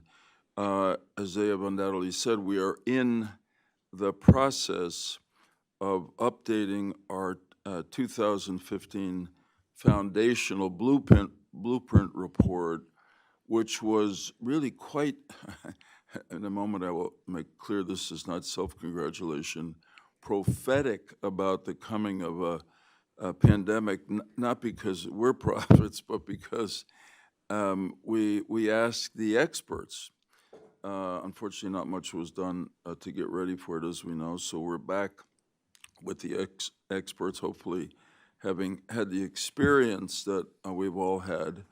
We will not fall back into what Dr. Julie Gerberding recently called, I thought it was beautiful, into our baseline complacency. We really can't afford it. So that's what these hearings are about, and we'll be issuing what we're calling Blueprint 2.0, as you probably know. When and incidentally, to say the obvious, I apologize again if this has been said. So this is May 9th, May 11th, if I'm correct, the state of the health emergency that resulted from COVID-19 in the U.S. ends. And the World Health Organization has now ended the global health emergency from COVID-19. On the other hand, we know enough, well, just the press the last several days, a story that at a briefing at the White House, several experts told officials at the White House that there was at least a 20% chance in the next 2 years that there would be an Omicron type variant type outbreak here in the U.S. So I think what we're doing is important. Hopefully we can sound an alarm, and the good efforts that have been made in response to COVID will be repeated. When this commission was formed, we on the commission and the sort of initiator, Bob Kadlec, said we had two main areas to focus on. One was infectious disease pandemics. It was actually three. The other was accidental releases from laboratories, all under the category of biodefense. But the third was fear of bioterrorist attack or bio weapons attacked by nations, not just terrorists. And that's what I certainly, and I think Tom Ridge too, thought was the priority and more likely to happen. But so, and just asking two questions before I do, I want to say that I think it's really important, having been through the trauma of a pandemic, that we not forget that the threat of biological attack is quite real.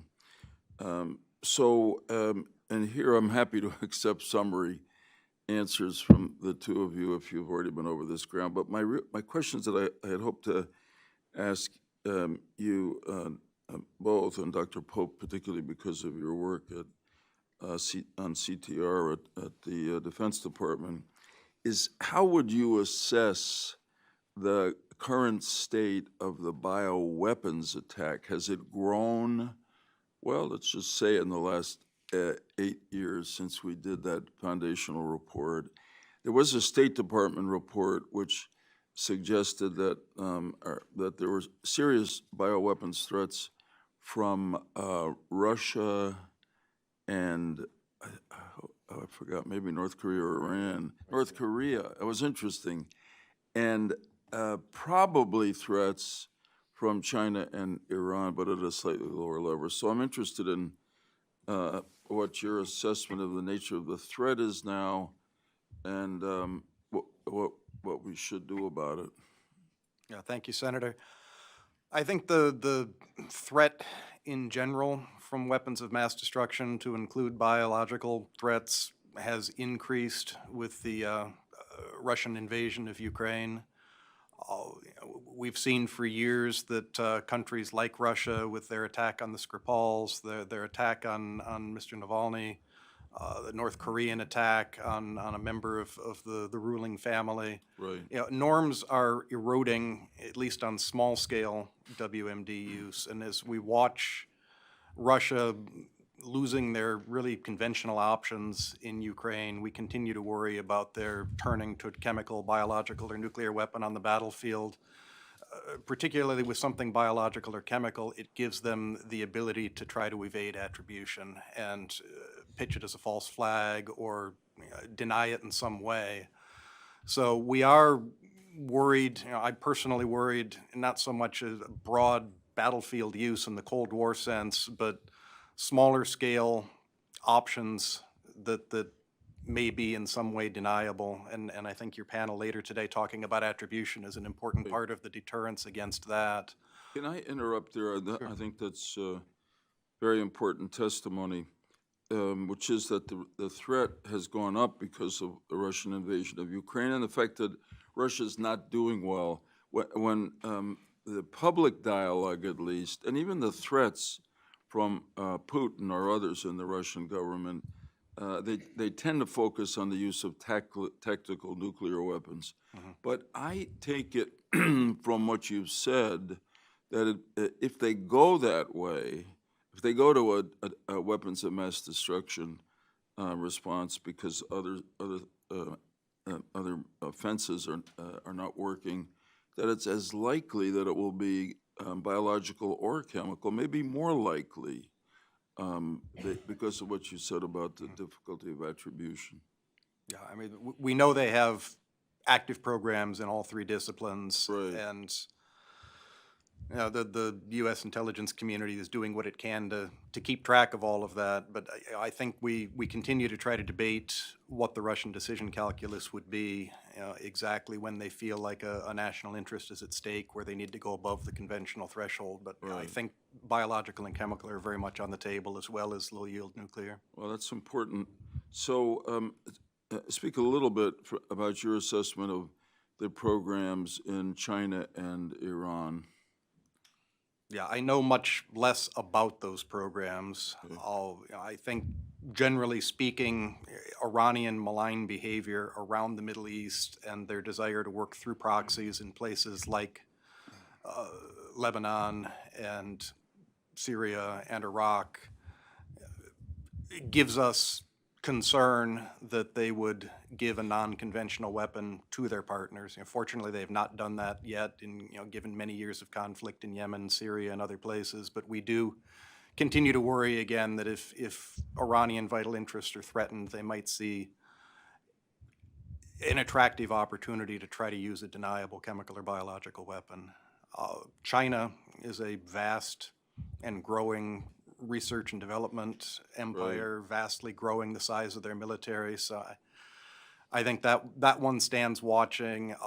In terms of the situation in the Pacific, I think we worry more about anti-access. If the military ever needed to come in to deter or fight in a Taiwan scenario, we rely on partner nation basing, and those kinds of basing can be difficult to access or use if they were attacked with a chemical or biological weapon, denying that base to the U.S. and to the partner nation.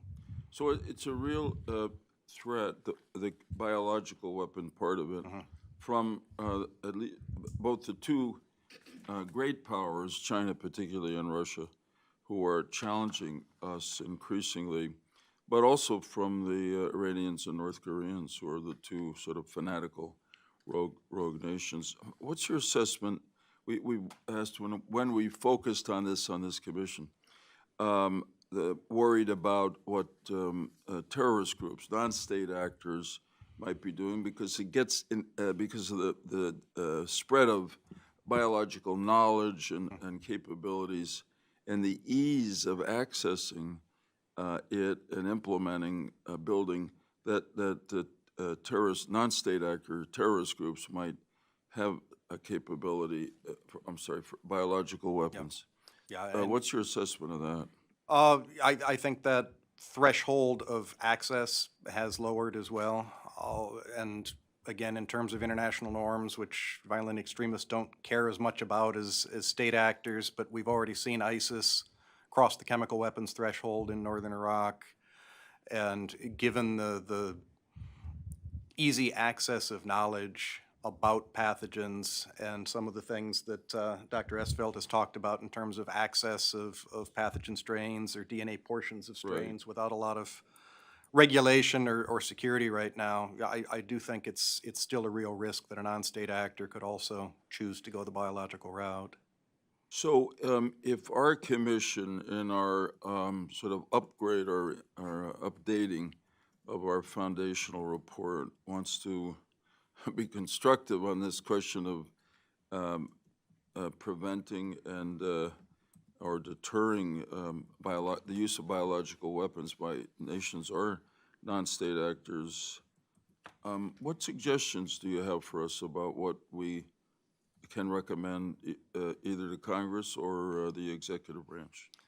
Yeah, within my area of expertise, I think we gain a lot by continuing to increase effective biosurveillance out in the world, trying to catch these things forward in the places where violent extremists operate, where they fundraise, around the borders of these threatening nation states where we may catch some early intent of a low-scale use or a testing gone wrong that perhaps we get a signature on. So, getting beyond the testing for public health diseases that we know are public health threats and doing broader biosurveillance of areas of types of pathogens, families of pathogens that may be weaponizable, so we can catch that early signature of something before this outbreak, if it's deliberate, can take hold.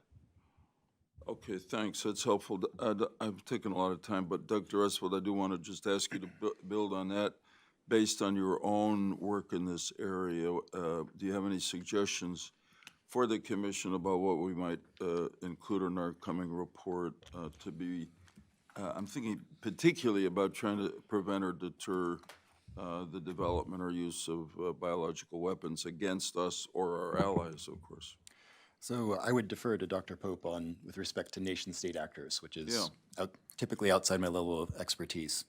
I tend to focus on pandemic class agents, and I think that that is not completely new. In fact, since the first polio virus was made synthetically, there were immediate alarms from members of Congress regarding its potential for bioterrorism. And they were prescient, but they were very premature. There was no real risk of polio being used as a terrorist agent. And unfortunately, by the time it became widely accessible, then it became an instance of the boy crying wolf in a way. And the scientific community just didn't want to hear about it and associated security concerns, I would say, with the TSA and taking off your shoes. So today, I think we face a substantially increased risk of non-state actor-caused pandemics from terrorist groups, largely due to the access phenomenon. Synthetic DNA is much cheaper and much more accessible, and there are many more step-by-step protocols for assembling infectious samples of viruses from a genome sequence. And again, we always share the complete genome sequence of even viruses that we think can cause pandemics, because researchers, of course, are well-meaning and want everyone to be able to take a crack at developing better defenses. But if you give all of your well-meaning researchers the ability to access the thing, you give all of the skilled non-state actors that ability. The one reason for optimism, there's been so few attempts at biological attacks by non-state actors. But we do have to go back to Aum Shinrikyo, and Seiichi Endo, the head of their bioweapons program, was a graduate-trained virologist from Kyoto University. And today there is no doubt that someone with an educational background like that could have, I would suggest, make them 5 most likely pathogens that are most likely to cause pandemics.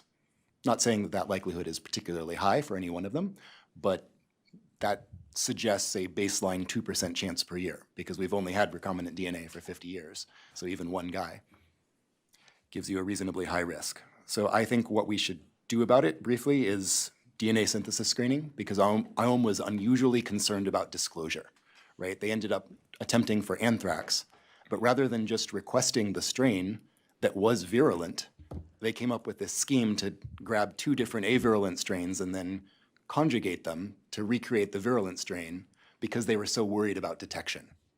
If we had something close to universal DNA synthesis screening that allowed well-meaning researchers who have permission to order the DNA and obtain it without any delays, but would automatically notify, the lead investigator, the head biosafety officer at their institution, and the Office of General Counsel at their institution whenever a hazard order is placed, saying, your researchers have permission to make this, by the way, they just ordered it, just so you know.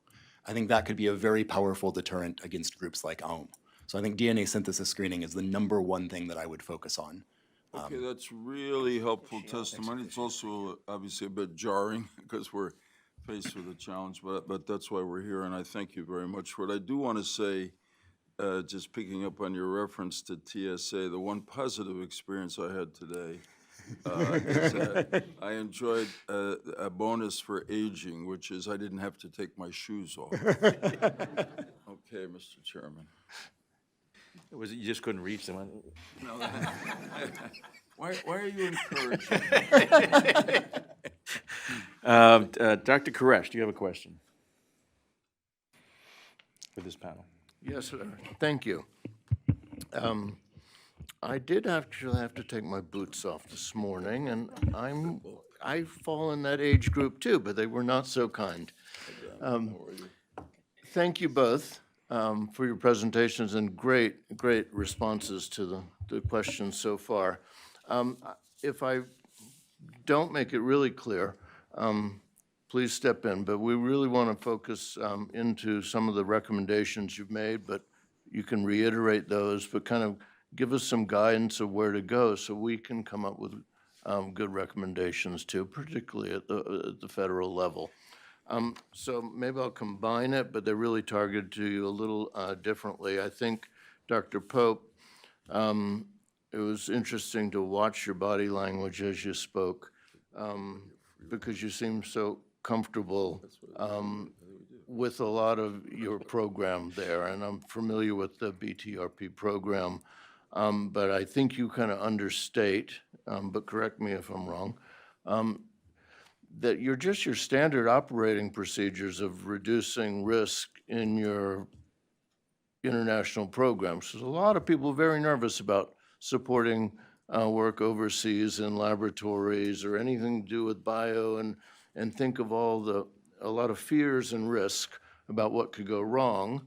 But I don't think they understand, that you limit work with live viruses, you insist on laboratory assessments prior to even granting funding.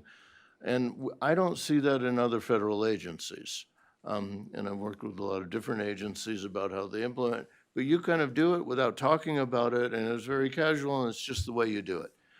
So I think one is, how can we spread that approach across government? And I know you government agencies like to be polite with each other and not, demand those kind of standardizations, but could you make some recommendations of how that approach, which is risk reduction, could be applied more widely across government?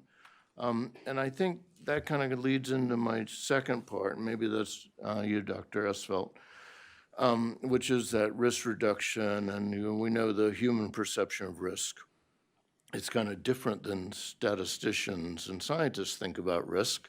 So that the 80-20 rule, I think both of you are kind of saying, well, can we reduce some risk, for low cost, lower effort, you probably knock off 80% of the risk, which is a no regrets kind of a policy. But I think, this new talk with LLMs and AI has gotten everybody worried about that, and we've kind of forgotten about the biological risk and gain of function. That used to be the big boogeyman last year. Now we kind of diverted our risk attention to the new scary thing, which is how most people determine risk. What's newest, that's the scariest. So I think, Dr. Esvelt, if you could get into some of that about CRISPR-Cas9, because you've worked in that area, and gain of function, and do we need tighter definitions of that? Do we, what can we be moving forward? And kind of put a risk perspective. So hopefully that makes sense to both of you. No, thanks, Dr. Koresh. And excuse me, before you answer, I just want to alert the ex officios, we have some extra time, so if others of you will have an opportunity to ask questions too. All right. Thank you. I appreciate your knowledge of our program and noting the safety approach we try to take to the biosurveillance work, the biosurveillance studies we do.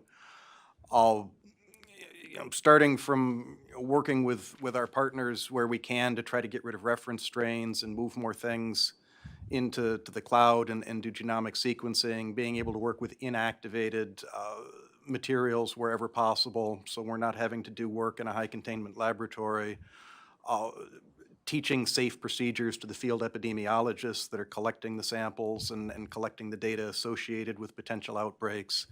All of that is trying to reduce risk, because we don't want the biosurveillance itself to create the problem. So I think from what we do, very important that risk reduction is considered throughout what we're doing, whether it's the epidemiology work, the laboratory work, the surveillance studies that figure out what's endemically circulating around our partner countries so we can detect that signal in the noise that something has changed. And all of that can be done very safely. I don't want to speak outside of my lane in other areas of the government where they have to do research for vaccines, therapeutics, that sort of thing. There may well be things that have to be done with live agent in that case to be able to test the efficacy of the vaccine or the therapeutic. But for the kind of work we do in disease surveillance, we don't need to do that. All right, thank you, Dr. Kresh. To your point about LLMs being the new big bad, it's obvious that they do pose major risks of misinformation, mistrust, potential election issues and the like. That's the one that everyone agrees on, and then people are very concerned in the long run about displacing human economic activity and the like. Sure, will the AIs take our jobs? But when it comes to causing direct harm to life and limb, there's, other than some sketchy things about, oh, superintelligence will make diamondoid bacteria that will eat everything, the real risk is that the AIs will make tools from biotechnology widely available that could be used to cause mass harm because they spread from person to person. That's just the immediate practical risk, that these tools will allow many humans who could not previously cause pandemic class events to do so. And I think that that is actually a good risk and regulatory handle on these systems, along with their potential to give detailed instructions on, say, how to enrich fissile materials and the like, which I'm sure folks are discussing in other venues such as this. I think that that is, in fact, the way to get a handle on how to regulate the LLMs, for their potential to democratize weapons of mass destruction. On what else we should be doing in terms of gain of function, I hate the term because I'm a bioengineer. When we engineer biology, we are engineering it to do something that it wasn't doing before. Therefore, it is gaining some function. Everything we do is gain of function. So I prefer to focus on, and then what's more, we focus solely on these, well, what if, are you enhancing the transmission of a virus? Well, who cares where the thing came from? The point is, does it cause a pandemic or not? That is, research to identify pandemic-capable animal viruses in nature. You take those back to the lab, you characterize them, you say, hey, this thing is very likely to cause a pandemic. Someone makes it, or it escapes in a lab leak. The people who die aren't going to care that we didn't tinker with it to enhance its transmissibility. They're still dead. So I think we focus too much on, did we enhance it? I think we need to use much more precise language and say, are we credibly identifying a pandemic-capable pathogen? Because if we are, and we share the genome sequence, then there's usually some exceptionally detailed step-by-step protocols that would allow anyone with the relevant laboratory skills and expertise to acquire it. Again, given the synthetic DNA, which is why getting a handle on the synthesis screening is important, but also reforming the select agent program will help secure all of the existing materials. And that's the last point that I think is hard. You mentioned CRISPR. Even if we wanted to regulate CRISPR, just about every biotech lab in the world already has many different versions in our freezers. Even if we came up with some horrific way to use CRISPR, there's just no way we can get a handle on it because it's already ubiquitous and everywhere. And we probably wouldn't want to because of the 4 pillars of biotech. It's pretty much DNA synthesis to write DNA, DNA sequencing to read it, CRISPR to edit it, and then polymerase chain reaction to amplify it and make more and see what's there. And you don't want to mess with those or you cripple the bioeconomy. But we can screen synthesis, and in fact, we can screen plausibly sequencing. I mean, that would be another way for us to get a handle on these kinds of threats. If not just every DNA synthesizer screened for hazards, but every sequencer also screened for hazards and would notify folks if it sequenced a read for something that was extremely hazardous, like a suspected pandemic pathogen, that could plausibly make us a lot safer. So I would prefer that we go in those directions because they can be done without slowing down beneficial research. I'd like to ask a quick follow-up. I really appreciate what your criticism of the term gain of function. I must say that I think I'm in the majority of Americans who don't have any idea what that term means. And when Dr. Fauci and Senator Paul had their memorable and awful argument about gain of function, we were drawn to it because it was so vigorous. and intense, but I think most people didn't have any idea what they were talking about. So is there a better, a more accessible term, or is it something really that ought not to have an easy title attached to it? I would prefer that we focus on, again, the identification step, because there's only a narrow subset of experiments that can plausibly tell us, would this thing cause a pandemic in humans, if it's not already causing a pandemic in humans? So how would we know? Well, if there is a virus, and it's, say, from animals, does it infect relevant human cells in a dish? So say our airway epithelial cells for a respiratory virus. Does it grow in cultures of those cells nearly as efficiently as a human respiratory virus of the same family? If so, that's a pretty powerful indicator that it could cause a pandemic. Same if we look at transmission in ferrets or in mice engineered to express the human entry protein, the receptors, for that particular virus. Transmission studies are also a major update in the direction of this thing could cause a pandemic. The other direction, if we are engineering human viruses for gene therapy purposes, if you engineer it in such a way as to avoid the immune response, then you're circumventing population immunity. So if it still spreads as effectively in your laboratory assays, but you're evading some significant fraction of the innate cellular or antibody-based immune system, that's also a good indicator that it's going to cause a pandemic. So I would prefer that we focus on these pandemic virus identification experiments. And let me be very clear, these are only about characterizing the viruses in the laboratory. There's really nothing wrong with going out there and discovering the viruses and sequencing them, because that can help broad spectrum antibody and therapeutic development. And as long as the virus hunters don't get infected and spread it to other people when they come back, which obviously if you just quarantine yourself for a month, that's pretty safe. So I think that can be done. It's really a don't take them back to the lab and run that narrow set of experiments that says, yes, this thing is probably a pandemic pathogen. Now, I have to acknowledge that many folks, probably some in this room, think we ought to be doing that so we can better understand the threat from nature.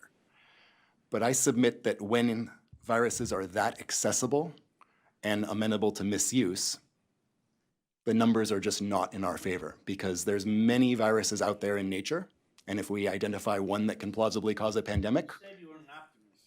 I am an optimist. Again, I think the end goal is to block all infectious disease transmission through, certainly from a respiratory route and surface-borne route. I think we can do that within 10 years with industry help. I think we have the technologies that are mostly developed, other than the far UVC light generation, where we need some investment in solid-state LED-like development. I think we can do it. But while we do it, we need to buy time. And I think the way we buy time is we refrain from publicly identifying viruses likely to cause pandemics, because you do that and you give everyone in my field and many other fields, unfortunately, the ability to access them. And I know this because one of my students who had no prior training in virology needed to make some viral replicons in the lab from several different families. And I said, why don't you just give it a shot? I'm not going to give you much help. And she was able to do it for influenza, working part-time within a couple of months, and a couple more months for a paramyxovirus. And the coronavirus was hard. So that's pretty informative. And yeah, MIT students are great, but again, there's a lot of people with those skills. And if someone without any background in virology can just do it, that suggests that the risk of identifying things that are likely to cause pandemics is just too high. Because if someone were to make them, if it spills over naturally in a lab leak, or it spills over from wild animal, that's a single point source that spreads from there. We have much more time to potentially identify it and contain it and eventually snuff it out like SARS-1. But if a human does it, they're likely to release it across multiple airports. And they're not likely to release one virus, they're likely to release all of them that they can access all at once. So to me, that risk is just much greater, and it is not worth it. But this is an argument we have to have, and I would love to see some actual cost-benefit models applied to it. It is stunning to me that we've been attempting to publicly identify, through this kind of characterization, pandemic-capable viruses for going on 14 years now with not one cost-benefit analysis of whether or not this is a good idea. Thank you. Ms. Levinson, question?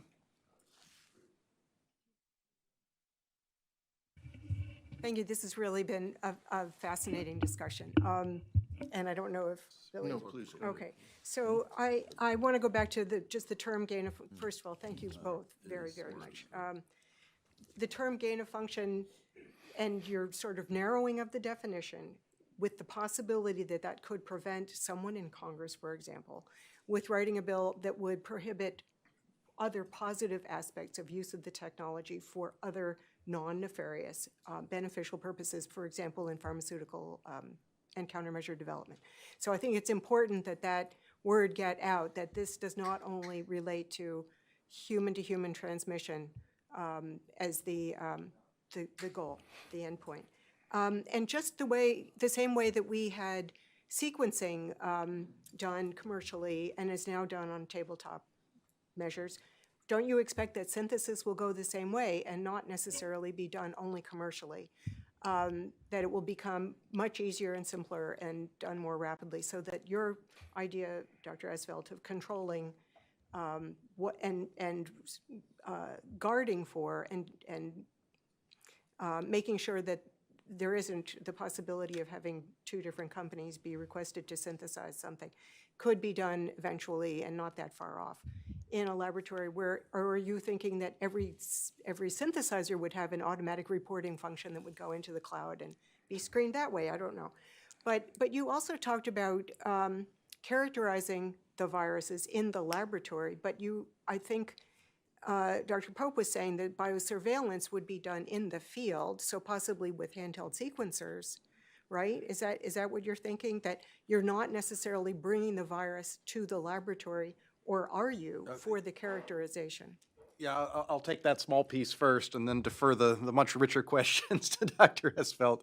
Our standard biosurveillance strategies that we teach to our partner countries is field epidemiology. So it's the collection of the samples, the collection of the information related to, whether it came from a person or an environmental collection, but then that has to ultimately come back to the laboratory for analysis. But we don't yet have inexpensive, broad spectrum point of collection detection equipment. So to your description of what I think we need is exactly correct. We need future generations of machines, including the benchtop synthesis, DNA synthesis and assembly devices, to have screening built in. And I think that means the legislation needs to have something that requires them to offer verifiable screening. That is, the machine needs to report that it's been ordered to make something of a given sequence. It checked for an up-to-date list of hazards just before it began the synthesis, and that it was clear. It doesn't have to disclose what the order was as long as there was no hazard in it, but it needs to check in the cloud, again, using cryptography for order security, whether or not anything matched the up-to-date list of hazards. And I think this is very achievable with current technology, and we're in discussions with some manufacturers of these devices to make sure that they're comfortable with the various ways of doing it. And eventually, yes, we want to then offer exchange programs. Here, trade in your terrible old phosphoramidite synthesizer using obsolete chemistry for a brand new, shiny, much faster enzymatic synthesis machine that also will prevent you from making pandemic viruses without permission. So thank you very much for that. You've used a few terms: suspected to, capable of, likely to cause. That is not language that's really useful from a regulatory perspective. Is there any solution to that for the federal government to be able to put in a regulatory system, also including updating the select agent program or the list where this seems to be guided? That is a great question. So I think it's evident from COVID that anything that can cause a pandemic will cause literally orders of magnitude more deaths than pretty much any other hazardous thing we can work with in the laboratory. So it's a little bit surprising that a lot of things have been labeled potential pandemic pathogens in the literature, whether or not they've been subjected to the full battery of characterization tests that I described. And yet they're not on the select agent list. So if someone in the literature says, hey, I'm really worried about this virus, it might potentially cause a pandemic, even if there's a 1% chance, 1% chance of 1 million American deaths, that's a lot. Sounds like that sort of thing should be on the list. So I would prefer to just leave it up to the research community and say, if you think this thing should be flagged as a potential pandemic pathogen, that should automatically promote it for consideration for a select agent addition. And with the consequent regulatory and access restrictions and the increase in biosafety due to, again, 10x reduction in lab-acquired infections for select agents relative to normal NIH BSL-3 and 4 labs. Well, thank you, gentlemen, both of you. Our time has expired for this panel. We thank you for your testimony here and for your service to your country. Thank you. And we're going to break for lunch now and return here at 10 minutes after 1.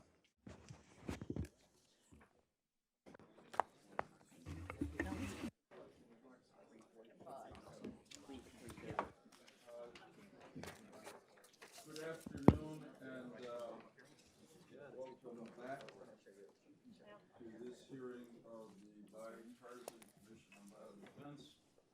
I guess I'm sure you're in the right place. This is focused on informing Blueprint 2.0, and we call it, thank you. Know the enemy. Thanks to Jim Greenwood for leading us through the morning session. And this afternoon, we go to our third panel, the title of which is Deterrence Strategy. So we have prevention, deterrence, and attribution for today and tomorrow. Our witnesses are Paul Dean, who's the Principal Deputy Assistant Secretary of the Bureau of Arms Control Verification and Compliance at the Department of State. We heard earlier from Dr. Pope at Defense, and then Dr. Diane DeJulius, the Director of the Center for the Study of Weapons of Mass Destruction at the National Defense University. And Dr. DeJulius has been a really helpful partner to the Commission in its work. She is, we say fondly, a recidivist here. She's testified before, and we welcome her back again. So we invite opening remarks from both of you at this time, and then we'll enter into discussion. Dr. DeJulius. Great, thank you so much, and thank you for the kind invitation to be here. I enjoy the commission so much and always follow your work. It's so important. Thank you. So I want to talk a little bit about how we think of deterrence in terms of biodefense, because it's sort of a unique situation. And we definitely consider the life sciences sort of a special exemption when it comes to WMD because of all of the benefits and things that accrue from doing life sciences work. It's open, it's shared, it's collaborative, and this is the way the innovations are achieved in the interest of benefits. There are two specific spheres that protect us from risk in the life sciences, and I think it's important to sort of delineate those two. And I'm going to say one is sort of a sphere of biosecurity, and the other is our biodefense posture. And they're not necessarily the same. There can be overlaps between the two, but I think it's important to recognize their differences. Biosecurity functions sort of left of boom, if I can say, and functions around laboratory science, in academia, in industry, and a lot of what we heard on the previous panel was addressing risks in that sphere, in biosecurity. And then the other side of it is biodefense, and what do we do right of boom when something, the worst has happened and we find ourselves in a pandemic situation. So I want to mention a study that I was involved in for the Department of Defense at the National Academies of Sciences. And it's a couple of years old now, but I think it's still very relevant.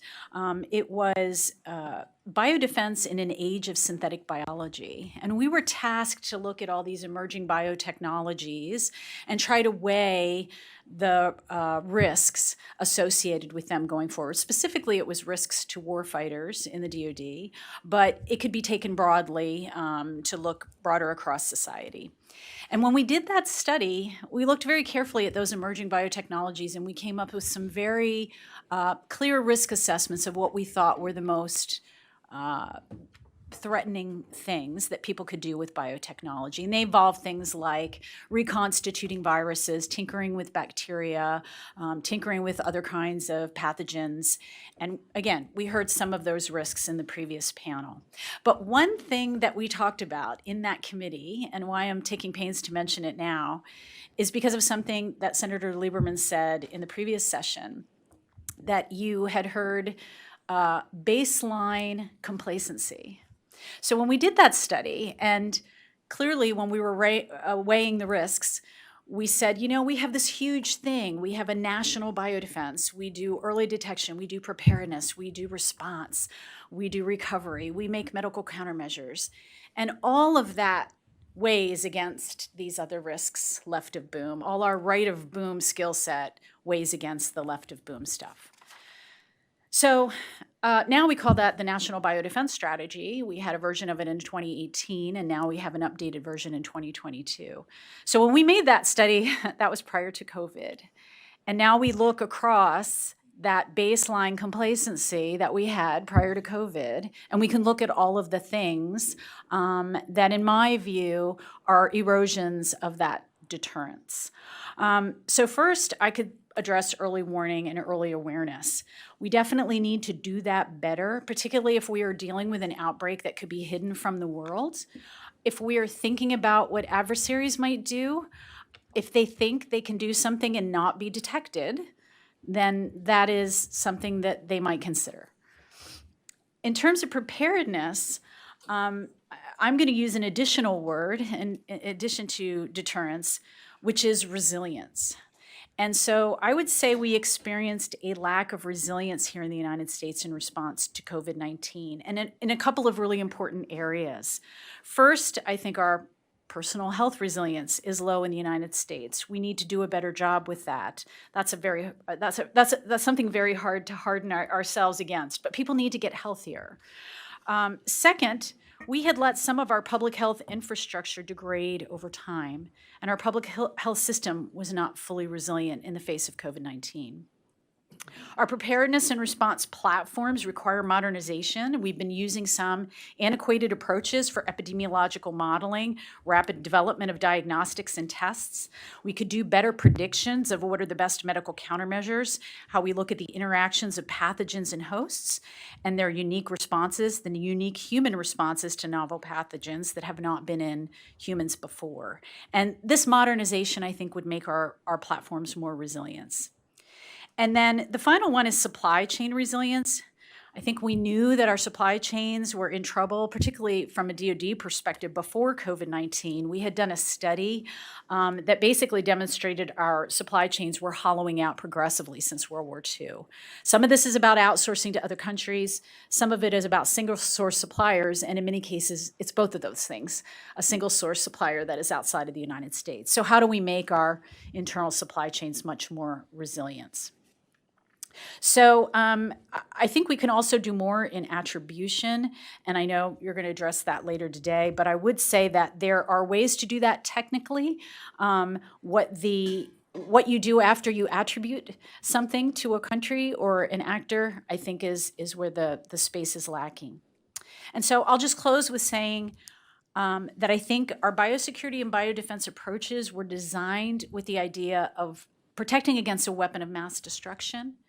But I think more and more it might be appealing to an adversary to achieve other kinds of goals they may have other than mass destruction. It might be mass disruption, to not maybe kill large numbers of people, but to cause social instability, economic instability, cause a degradation of trust in our public health institutions, create area denial, that's particularly important for DoD, or achieve some other kind of goal that may not be something we have an active deterrent for right now.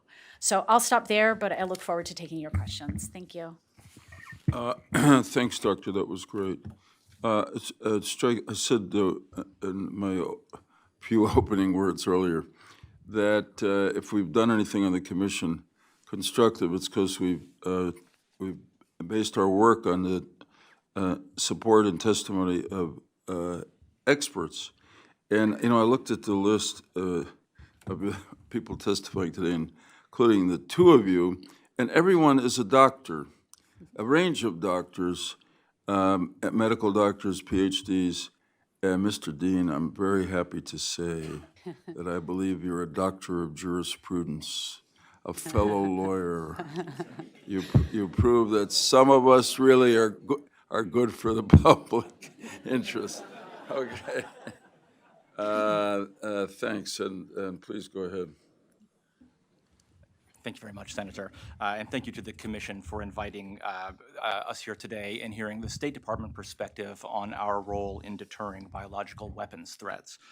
Of course, pursuing full implementation of the Biological Weapons Convention is a key element of U.S. efforts to deter any use of such weapons.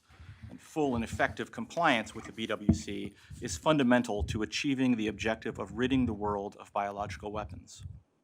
In this regard, we strongly agree with the Commission's recommendation number 25 in the 2015 National Blueprint for Biodefense. And the BWC implementation poses special challenges. In the case of the BWC, compliance depends in large part on the purpose for which biological research is done. And this, of course, reflects the inherent dual-use nature of biotechnology.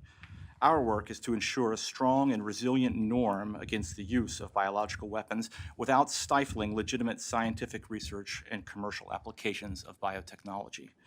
This makes it all the more important for us in our biodiplomacy to engage states parties regarding their compliance with the BWC, to strengthen the norm against the use of biological weapons, and to advocate for ways in which our partners can demonstrate greater transparency with the aim of reducing doubts or concerns about their actions and intentions. Now, as you can see from our recently published annual compliance report, the task of monitoring BWC compliance has grown increasingly complex as advances in science and technology have made it easier to develop biological agents for use as weapons. Most of the advances are dual use in nature. Although they are used widely for valuable, legitimate purposes, they can also be misused for prohibited weapons purposes. This makes compliance assessment very difficult. These advances are occurring globally and cause us increasing concern. Now, taking this into account, as described in the recently published compliance report, the United States is strongly concerned about the compliance of the PRC, Iran, DPRK, and Russia with their BWC obligations. Our effort in shining a light on these countries of concern is also an element of U.S. biothreat deterrence strategy. But we may be limited in discussing here the details due to reporting and analysis at levels of classification. But in an unclassified format, in sum, both the PRC and Iran's biological activities continue to raise concerns regarding their BWC compliance, given the lack of sufficient information about the extent of these states' potential BW programs. Our 2023 compliance report also highlights the United States' determination that the DPRK and Russia each have offensive biological weapons programs and are in violation of Articles 1 and 2 of the Convention. Now, our bureau in the State Department, the Arms Control Bureau, AVC, continues to press these states using the full range of U.S. diplomatic tools to comply with the terms of the BWC.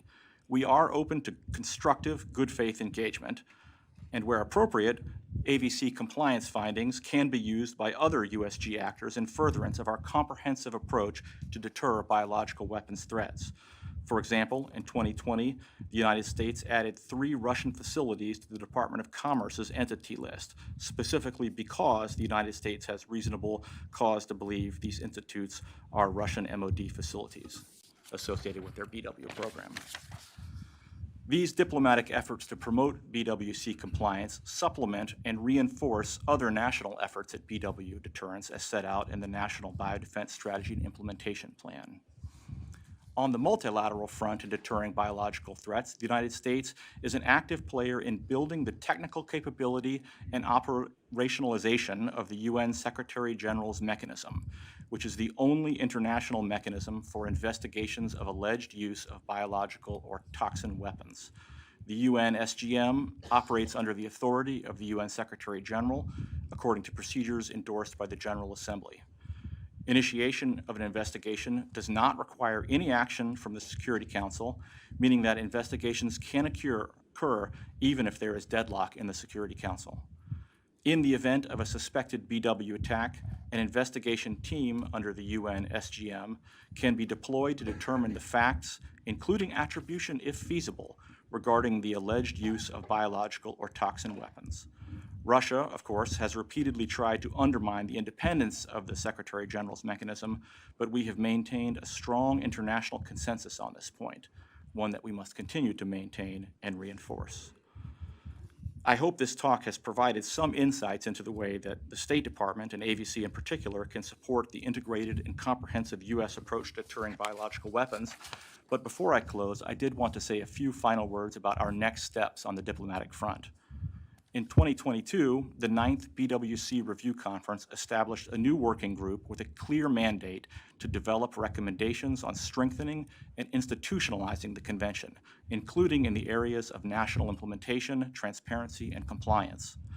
We are realistic about the challenges we face, but this intercessional process gives us a real chance to explore ways to strengthen the BWC to address today's challenges. Toward that end, U.S. Special Representative Ken Ward is leading our efforts in this area, working closely with interagency and community stakeholders, allies, and partners to consider and discuss various options to address the current and future BW landscape. This effort is currently underway, and we are preparing our teams for meetings in Geneva this August and December, and holding workshops to develop our positions as we head into those meetings. We hope and advocate that other parties to the BWC are also preparing, because we are taking this opportunity very seriously to work together with the international community to bring the BWC into the 21st century. Strengthening the convention, especially on issues related to confidence building, transparency, and compliance, would greatly support U.S. deterrence efforts. I will stop here, and I look forward to your questions. Thank you. Thank you both. That was excellent testimony. So I'm going to call you Dr. Dean. So Dr. Dean, so your testimony really backs up the State Department report that we had looked at, and the testimony of Dr. Pope from the Defense Department this morning. So it seems, what you're saying, both of you, in the report, is that we have no doubt that Russia and North Korea have biological weapons programs in violation of the BWC, the Biological Weapons Conventions, and we suspect that China and Iran are in violation of the convention also, though I gather the state of our understanding of that, or evidence of it, is somewhat less.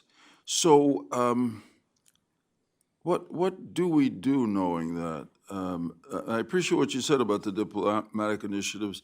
I guess really for us on the Commission, as we think about updating our 2015 report and getting, I hope, into the whole question of the threat of bioweapons attack on the U.S. or our allies, and we've had a pretty good record of having both the executive branch and Congress respond to our suggestions. What's the how can we be most helpful to you in deterring, preventing these programs from striking us? Well, thank you very much, Senator, for that question. And it gets right to the heart of the issue. And I think I would say there are at least two elements to an answer. One is to continue to conduct our very rigorous diplomacy to ensure that these instances of noncompliance remain outliers, and that we continue to not give in to issue fatigue and acceptance on this issue, and continue robust diplomacy to ensure that the norm against biological weapons use remains strong and as universally accepted as we can possibly make it.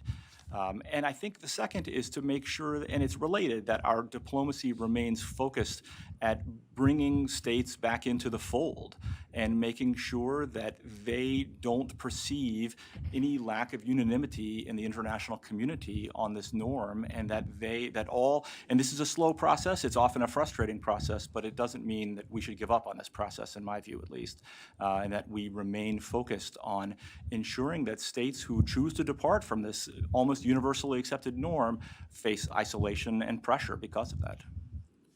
Of course, I agree. Thank you. Are there other countries you worry about worry about being in the process of developing bioweapons capability? I think the particular answer to the question maybe gets into some classified territory. I would say that we're always worried about this, and this is sort of a fundamental tenet of our diplomacy, is not to take anything for granted and to make sure that our advocacy reflects our desire to strengthen this norm and preserve this norm, and to make sure that we don't see any backsliding. And I think one important way of getting to this is just making sure that we are not accepting instances of noncompliance where they arise, that states who are breaching the BWC are facing pressure, are facing approbation, and that other states are then perceiving this and incorporating that into their own decision-making calculus, hopefully keeping them within the BWC. Okay, understood. That there's only so much you can say and hear in an unclassified setting.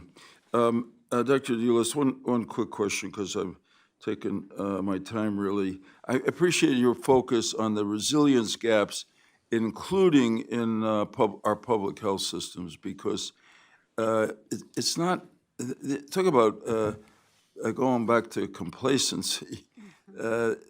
We don't see the relevance of public health systems very often, but one of the things that did fail us in the response to COVID was the inadequacy of our public health systems.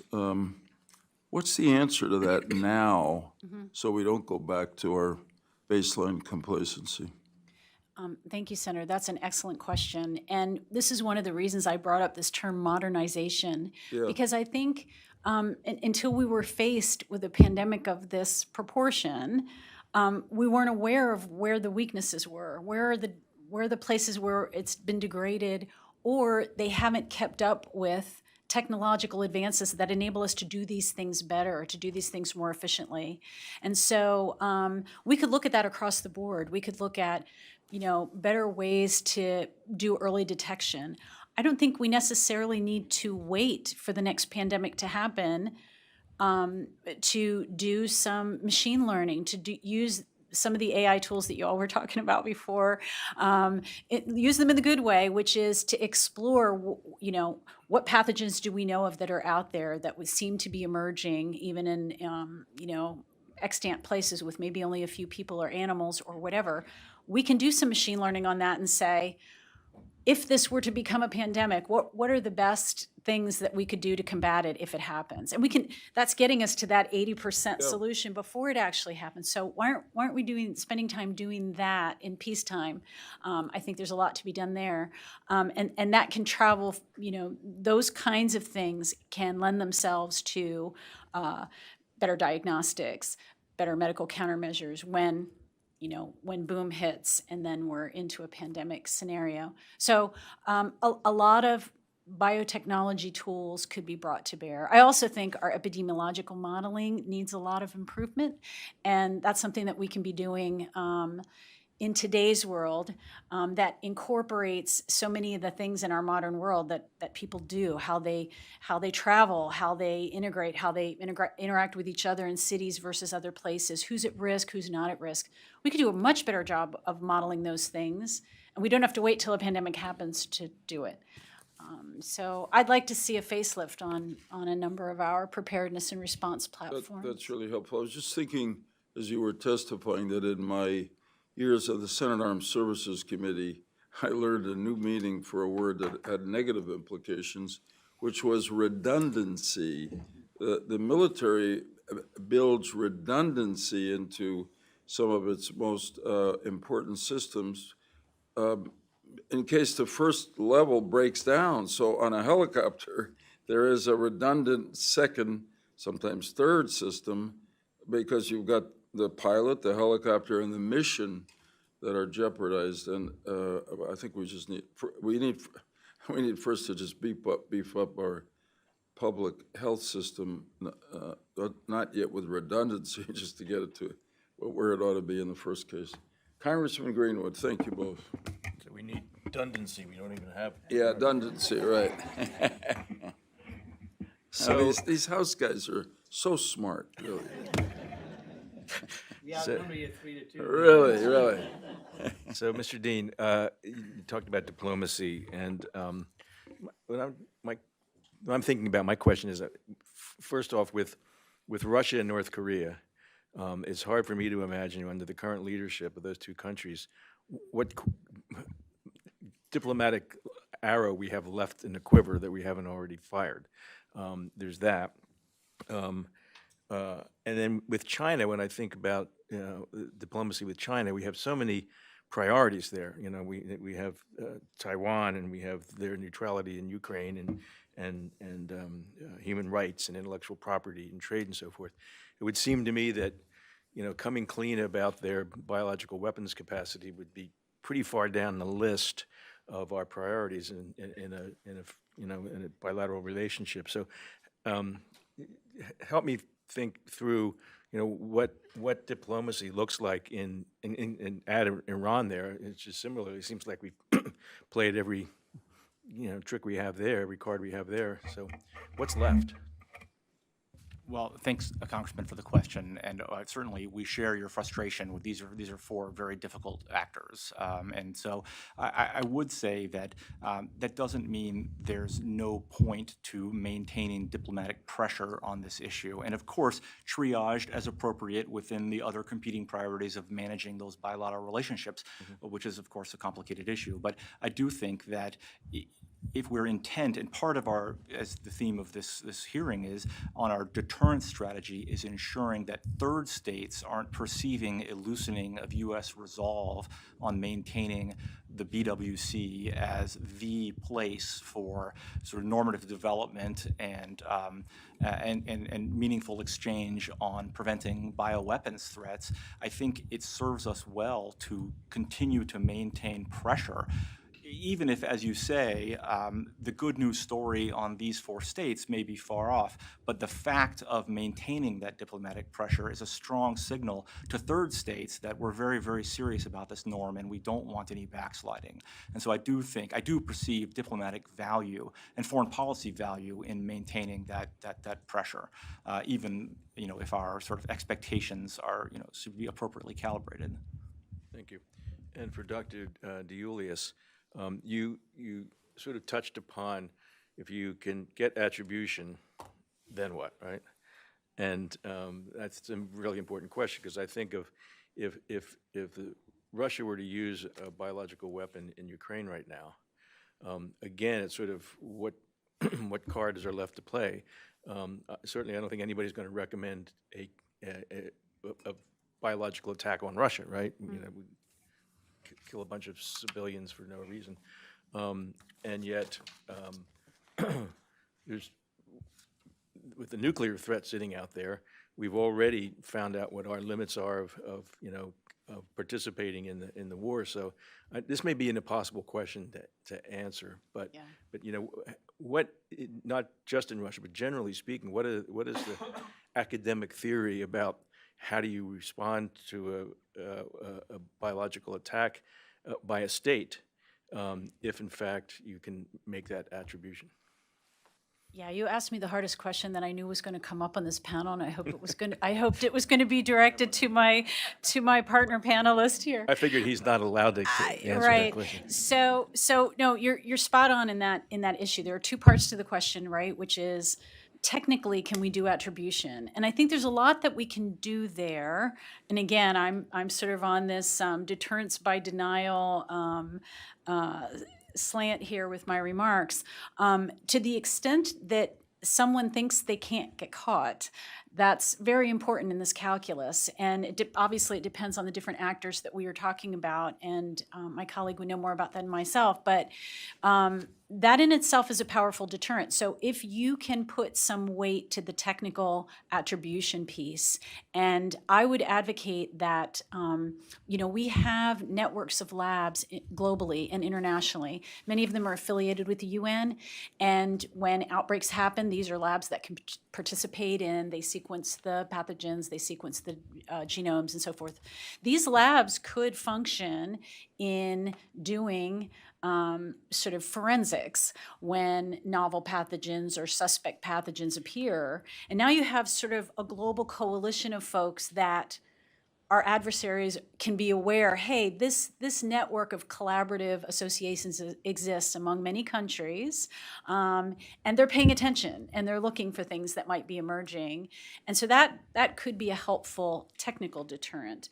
But again, as to the question of once you've determined definitively that someone has done something, I don't have the answer for that.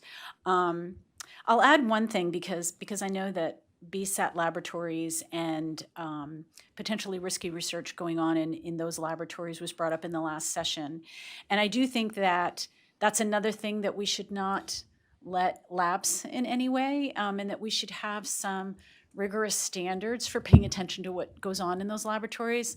I wouldn't say we should stop all research if it's necessary for a public health purpose, but I think that, biosecurity in some ways it's sort of like 1,000 little paper cuts. There isn't one single silver bullet that stops everybody from doing anything in their tracks. But if you have many, many, many of these small deterrents, when they're taken together, then they frequently become a powerful deterrent as a whole. Yeah, it just occurred to me that you could have, if a Russia, for instance, in this current situation with Ukraine, didn't want to cross that red line of lethal bioterror warfare, right? They could cross a line that doesn't kill, but just makes all of the other combatants so sick they can't fight, right? And that's an interesting, interesting calculation, I would think. And it may also be less easily attributed if it's something that's out there that causes dysentery or causes any kind of, debilitating disease. Yield back, Mr. Chairman.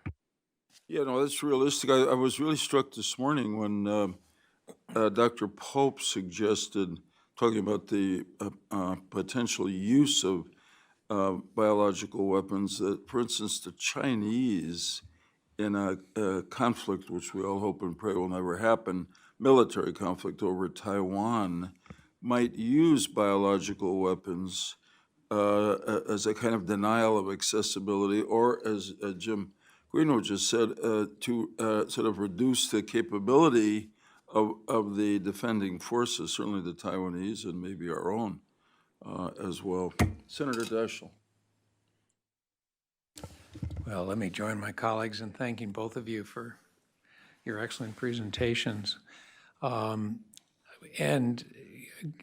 I think, Mr. Dean in particular, I totally agree with your assertion that diplomacy has got to be the front line of our efforts to contain biological weapon expansion.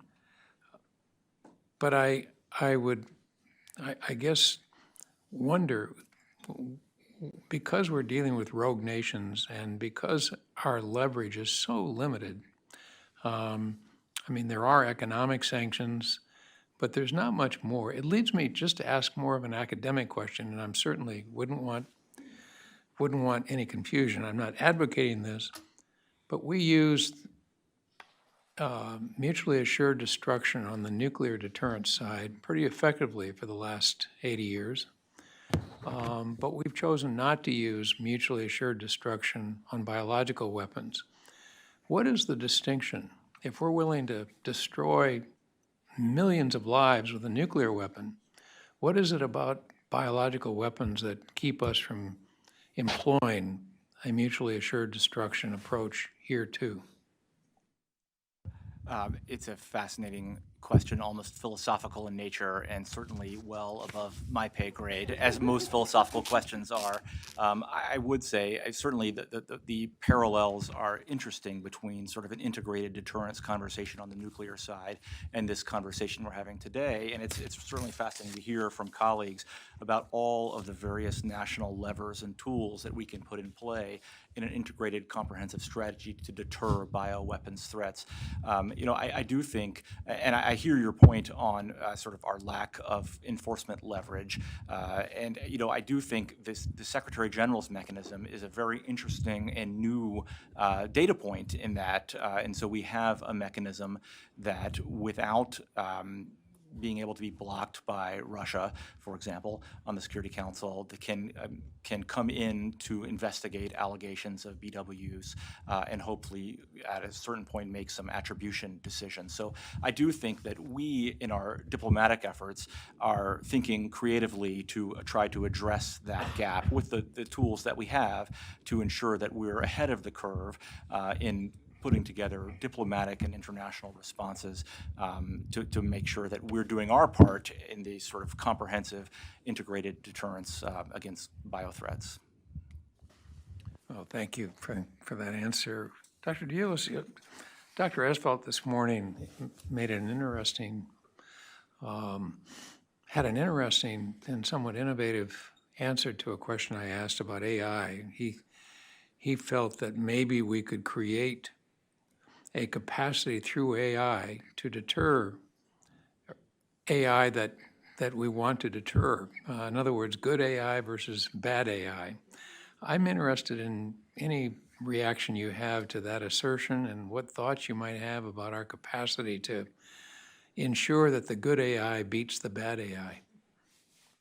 Wow, that's a really hard question, but I find that a fascinating proposal as when I heard it as well earlier.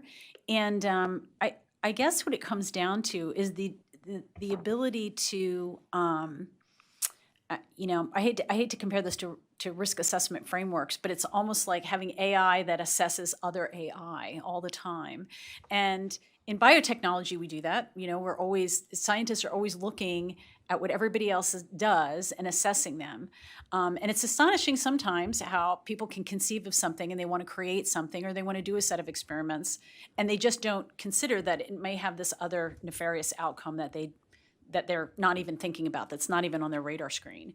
And so I would liken it to that. To me, that seems like that kind of situation where you're constantly putting checks and balances within that same system. And if you have AI that's doing one thing, you would have other AI that's looking at what that AI is doing and trying to make some observations about it. So if that could be applied more broadly to biotechnology outside of AI, that's an interesting question to me. It's an interesting parallel. I will say that this is another concern that comes with emerging biotechnology as the capabilities are advancing. That someone may not intend harm, but they could create something unintentionally that could cause harm. And so those kinds of assessments could help us watch for those things.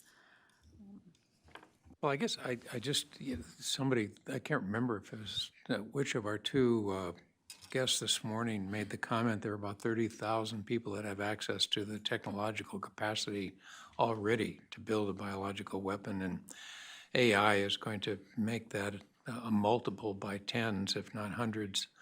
And I think maybe our biggest threat and challenge is going to be not from a rogue nation, but from somebody with AI capacity who's got ill intent, and how we defend against that and how we leverage whatever we can to address that threat in a deterrence context is going to be worth their weight in gold, and whatever we can pay them.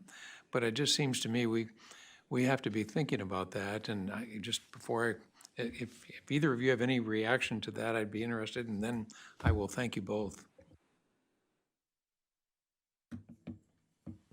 Well, I think you've highlighted a really important issue, and I do think, obviously not having sort of a technical or scientific background on AI, but I think on the sort of norm generation framework, I mean, I think it's certainly something that we can do to work to build an international consensus around behavioral norms that AI should not be used in these ways that you're describing. It raises the sort of the visibility of the issue and build sort of a preemptive consensus around the idea that this is something that's off limits. And we'd have to work with our technical colleagues to sort of come in and figure out how to implement that and make that sort of verifiable. But I think it's an issue that I certainly have written down, and I appreciate you raising. And so I'll just add one more comment to that I didn't say before, is that, I mentioned the National Biodefense Strategy, but we also have a National Defense Strategy, the NDS, which talks about denial, resilience, and threats of cost and position are some of the pillars within the National Defense Strategy. But a lot of that centers around cyber infrastructures and putting something that they're calling integrated deterrence in place for those kinds of things. And so we could think about what kinds of things from the National Defense Strategy around integrated deterrence might be relevant to this space that you're concerned about. Thank you both. Thank you, Tom. I thought your question about the parallel to mutual assured destruction was an important one. One probably is under consideration in our national security leadership, because it's hard, if we worry about a real threat from biological weapons against us, and we identify Russia, China, Iran, and North Korea, while I agree with Tom Daschle that obviously we should pursue a diplomatic course, it's hard to imagine, certainly Iran and North Korea, probably now Russia, and maybe China too. Oddly, China maybe is the most hopeful at this point because of the mutuality economically of our relationship. But what I'm saying is it's hard to imagine that any of the four of them would enter into diplomatic negotiations that would limit the biological weapons capacity they have developed without some fear that they would suffer greatly themselves from biological or other weapons that we would visit on them, just as we made that same threat to the Soviets during the Cold War. Anyway, thanks for bringing that up. Secretary Shalala. Thank you very much, and thank you to both of you. Dr. Dean, I'm not used to calling lawyers doctor, but I know. he majored in classics as an undergraduate, so that's a good Oh, that's preparation good. Okay. for the law. In diplomacy with the State Department, do you think just about nations or also about the UN agencies? For instance, what role do you see WHO have, for example, or UNICEF or UNAIDS, the health agencies of the UN, in terms of their own preparation? Thank you for the question. And certainly, I don't mean to present an unduly narrow vision of the State Department's global diplomatic efforts in bio. I'm simply speaking on the arms control side of this, on how to strengthen the BWC. But I certainly agree with you that we have a role to play, both bilaterally with our partners and with other multilateral international organizations, on the whole full range of health and biosecurity. And so I certainly was not intending to minimize the vital importance of those kinds of diplomatic engagements in our overall strategy. And so I certainly take your point, and I appreciate you raising that. Thank you.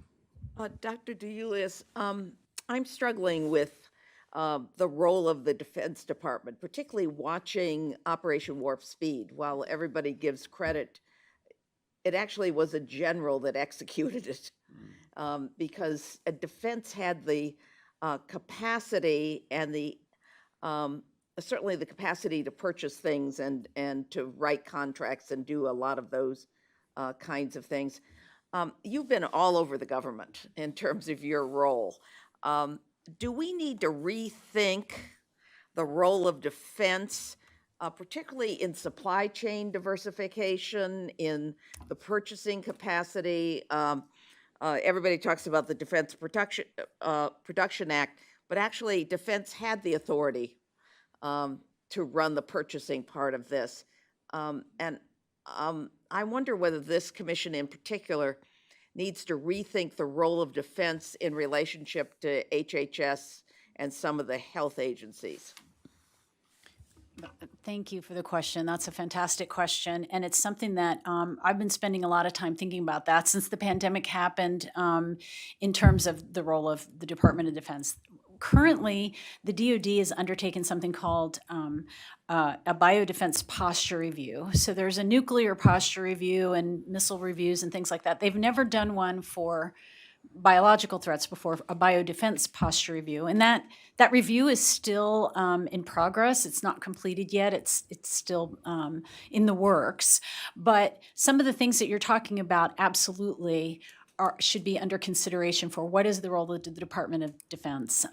Yes, by sheer capabilities, there's things that defense could do that were demonstrated during this pandemic. Some of And my that were well-funded. Yes, and some of my defense colleagues will refer to some of those things as other departments calling that the easy button. We can push the easy button. DoD can do it, and so let's have them do it because we're all hands on deck, and we have to respond to the pandemic, and we've got to get this done.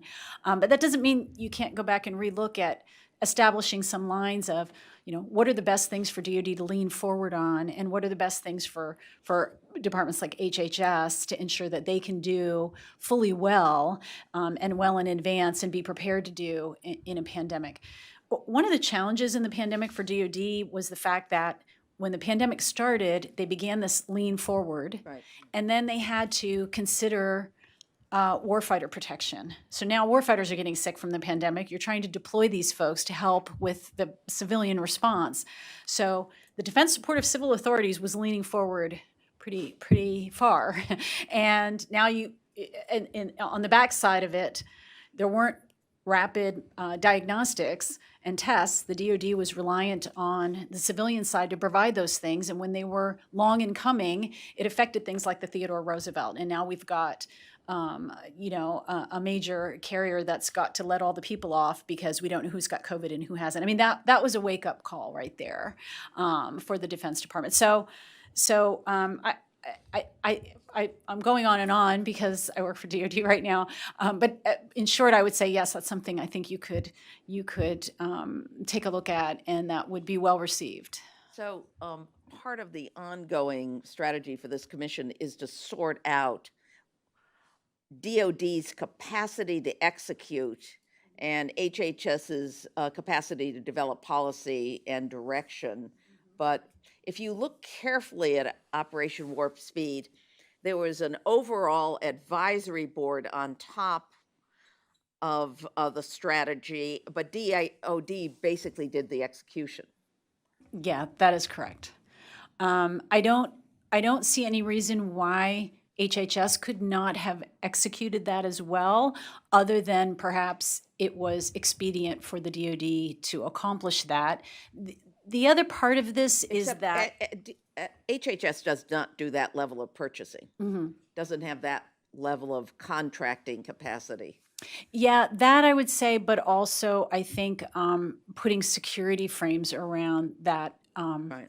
So in other words, to vet all the companies that were providing and ensure a security, that security was being paid attention to. That I think that was another reason why DoD made a better solution in addition to the sheer size. But HHS also has FDA, which has to approve the production of vaccines, for instance, and that the labs at least. Yeah, or the correct. manufacturing facilities. Correct. So somehow we have to sort this Yes. out. Yeah, when I was at Asper, we had a committee called the FEMC, which was a Public Health Emergency Medical Countermeasures Enterprise, and it's a mouthful. But basically, it was a coalition of the willing across HHS, DoD, DHS, that included FDA, CDC, et cetera.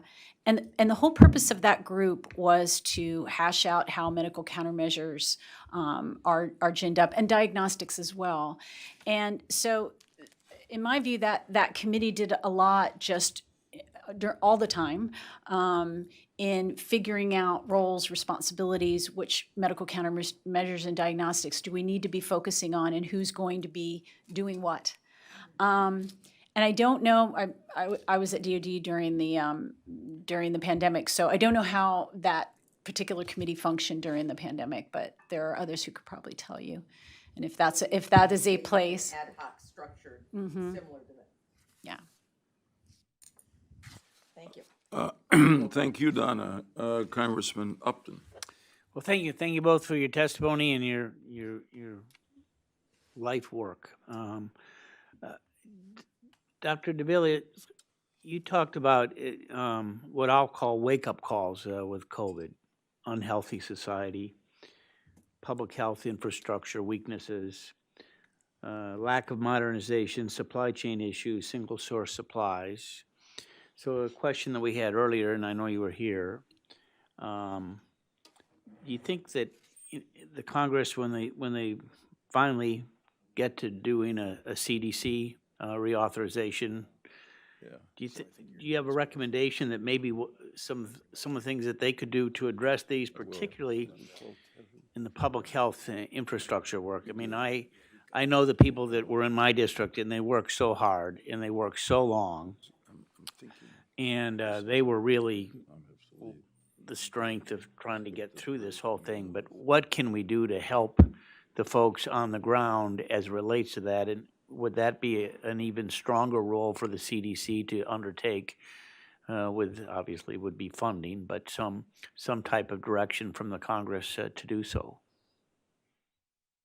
Yeah, I think so. I think, in terms of our public health system during COVID, there was sort of a dichotomy there, because we had people who were responding to the pandemic, and then whole other components of health sort of completely shut down during the pandemic. So one of the questions I think about is, how could we mobilize these other, instead of shutting half of our healthcare system down, how could we mobilize those other components to be more meaningfully participating in the response, so that we're not relying on the same people to be, working so hard and too few in number. So I think that's one thing that we need to think about. I also think that in terms of the CDC, there were some things that could have sooner engaged with industry components to make things go faster. I don't think necessarily government is good at everything. And so to think that we could get diagnostics out the door just by building them in-house at CDC, I think that was a mistake at the beginning. And I think it might have been a better idea to more quickly go to the private sector and get them activated. They were chomping at the bit, right? And so doing that faster, I think, would also help. Yeah, so I want to connect the dots a little bit, I think, between your testimonies. Obviously, we want attribution. We want the resources to be able to do that. We want the full range of tools in the toolbox, and it seems like we're stretched, particularly with the number of countries that you said. And even though all of us have had top secret clearance, none of us have it today. But one of the issues is likely that we can't identify the sources that could tell us where it is, what it is, and the possible use, because it would destroy that network of intelligence. And something that I think you said, Dr. DeLuis, was as a deterrent, someone thinks that they can't get caught. Maybe you said that, Mr. Dean. That is a deterrent that ought to be used. And so to me, it tells me that we ought to be as transparent as we can as a nation, saying it's going to be this country and this country. We might not tell you it was, whoever that gave us that information, but to let the rest of the world know, in fact, that they're beginning to embark on it. And I guess my question comes around to Syria. I mean, we know that they use these weapons in Aleppo and some other places there. What has happened to the investigation to try and pinpoint exactly where they got it and what type of sanctions or what type of pushback? I know it's not happened in, at least that I know of, in the last couple of months, but it was certainly there a year or two ago. And I would guess that, Mr. Dean, you probably know more about that than anybody else here in the room. Well, thank you for that, and I do think that some of the parallels between where we are with the BWC and where we are with the Chemical Weapons Convention are, I think, highly instructive, and in many ways, episodes, like including with Syria, are informing our diplomatic priorities on the BW side to ensure that we are finding ways to launch investigation and attribution mechanisms like the Secretary General's mechanism that aren't blockable by Russia, for example, who is a voting member of the OPCW. And so we're trying to process and learn from those experiences, especially the Syria experience, in looking forward to advancing our diplomatic priorities on the bio side. And I think also on the issue of, I think it's been a sort of a theme of the day on complacency, that we're making sure that we are continuing to make these issues at the forefront of the international community's mind, and we're not giving in to complacency, because I think complacency favors Russia, complacency favors Syria, and so I think it's in our foreign policy interest to maintain the initiative on this issue. And so we're learning from the Syria episode, and we're trying to adapt, based on that, and find ways to isolate our adversary, isolate bad actors, and promote to the maximum extent possible a coalition around an enduring norm on the non-use of biological weapons. Thank you. Thanks, Fred. Dr. George, I am thinking, with the powers invested in me, noting that two of our members have to leave early, that it might be a good idea to skip the break and go right to the third panel if everybody's here. That's fine, sir. Okay. One last quick question for you, Dr. Deulis. On the commission, we're following with interest the progress in the Defense Department on the biodefense posture review, because it will relate to what we put into this report. And we understand they're finalizing it. Do you have any sense of what the timing is? That's the $64 million question. My understanding is that it's going through clearances with the Okay. Office of General Counsel right now. That was this week. And then it's going to, I think, some 4-star review after that. So I want to say it's getting close. Yeah. But I couldn't give you a day. Okay, understood. Okay. Thanks to both of you for your public service, but also for your very helpful testimony. Thought-provoking, really, to us today. Thank you very Thank you. much. Okay, we'll go on to, I think I'm going to turn the gavel back to you, Congressman Greenwood. I did the hard work all morning. You did. You deserve overtime, really, yeah. Okay, so I will do my best. Panel 4, we now move on to the important question, third element of our hearing today, which is on attribution, which has been referred to a few times. Well, for instance, in the most visible case of that, we're still arguing about where did the COVID-19 pandemic begin and how. I think pretty much everybody thinks it started in China, but how?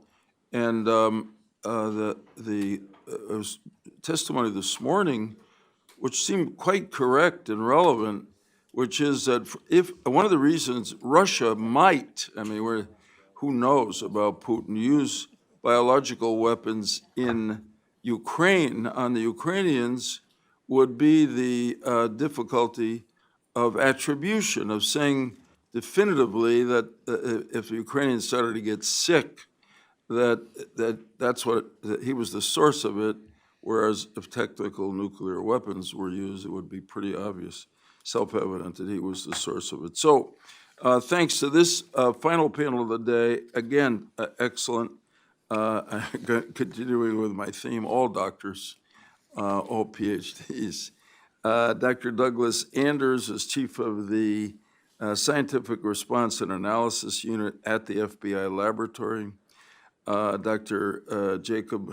Jake Sweat, Jake's a popular name in the federal government today, is co-founder of Alt Labs and a visiting scientist at the Biodesign Institute, Arizona State University. And Dr. Eric Pevsner is chief of the Epidemiology Workforce Branch and Epidemic Intelligence Service at the CDC, the Centers for Disease Control and Prevention. Thank you all for your great public service. Thanks for being here. Dr. Andrews, we'll begin with you.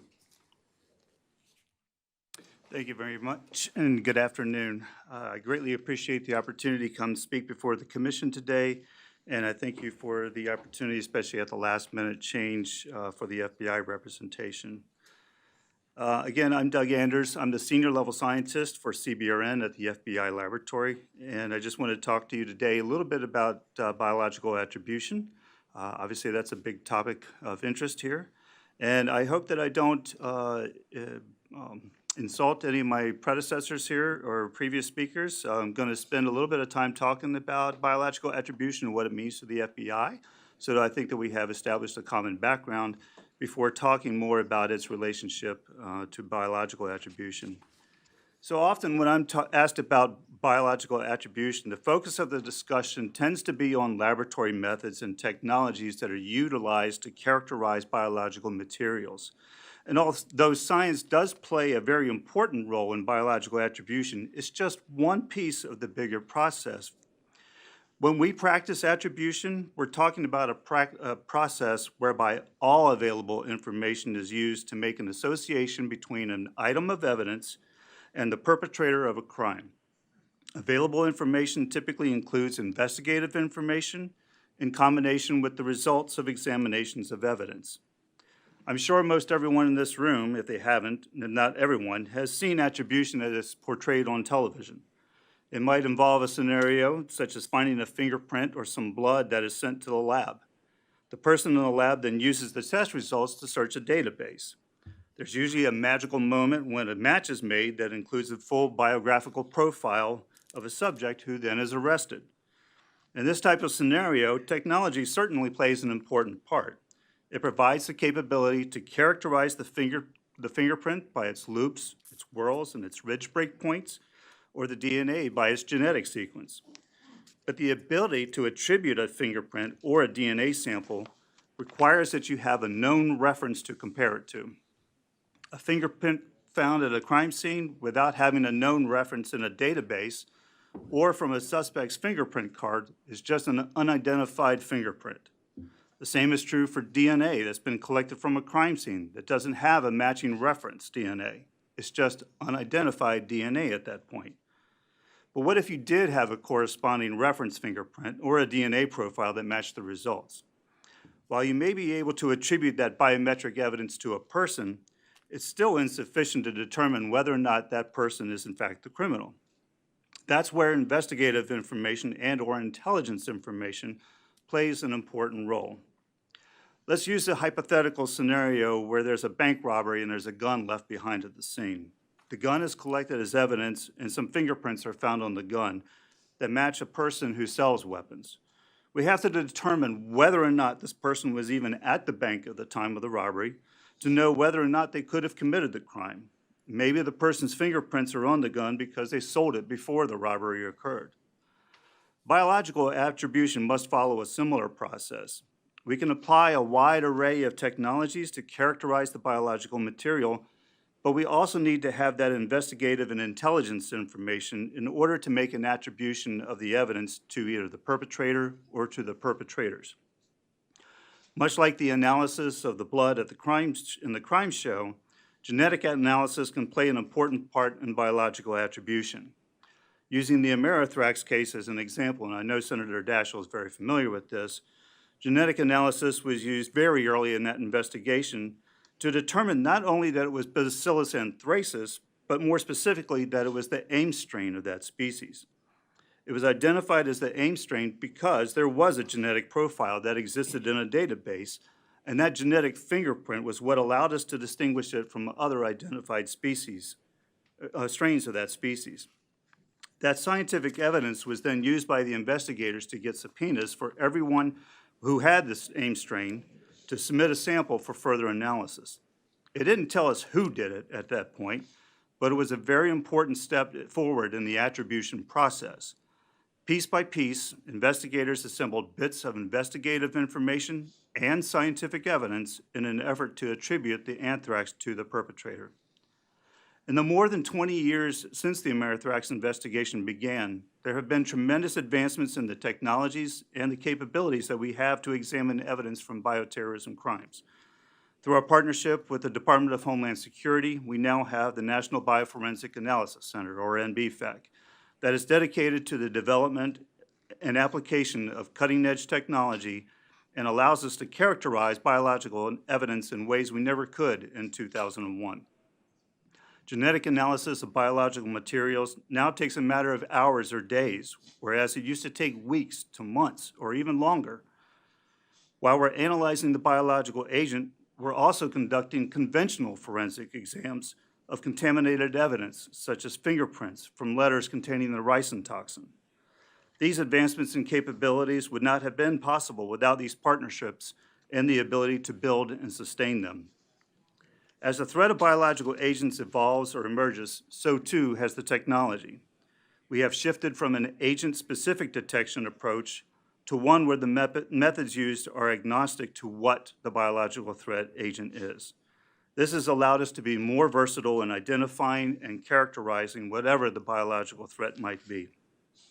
Regardless of the scientific developments, they remain insufficient by themselves to associate a specific biological threat incident to a perpetrator.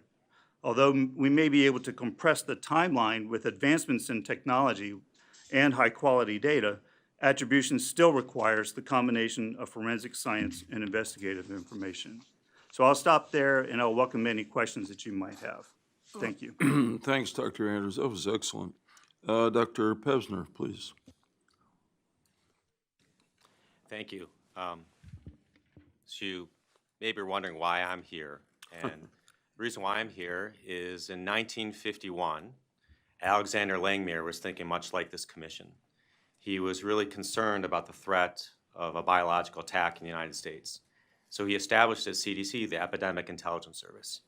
And what he did is he worked really hard to attract really smart people to come to CDC who wanted to be of service and to be trained to investigate biological threats. Was he the director then? He was not the director of CDC.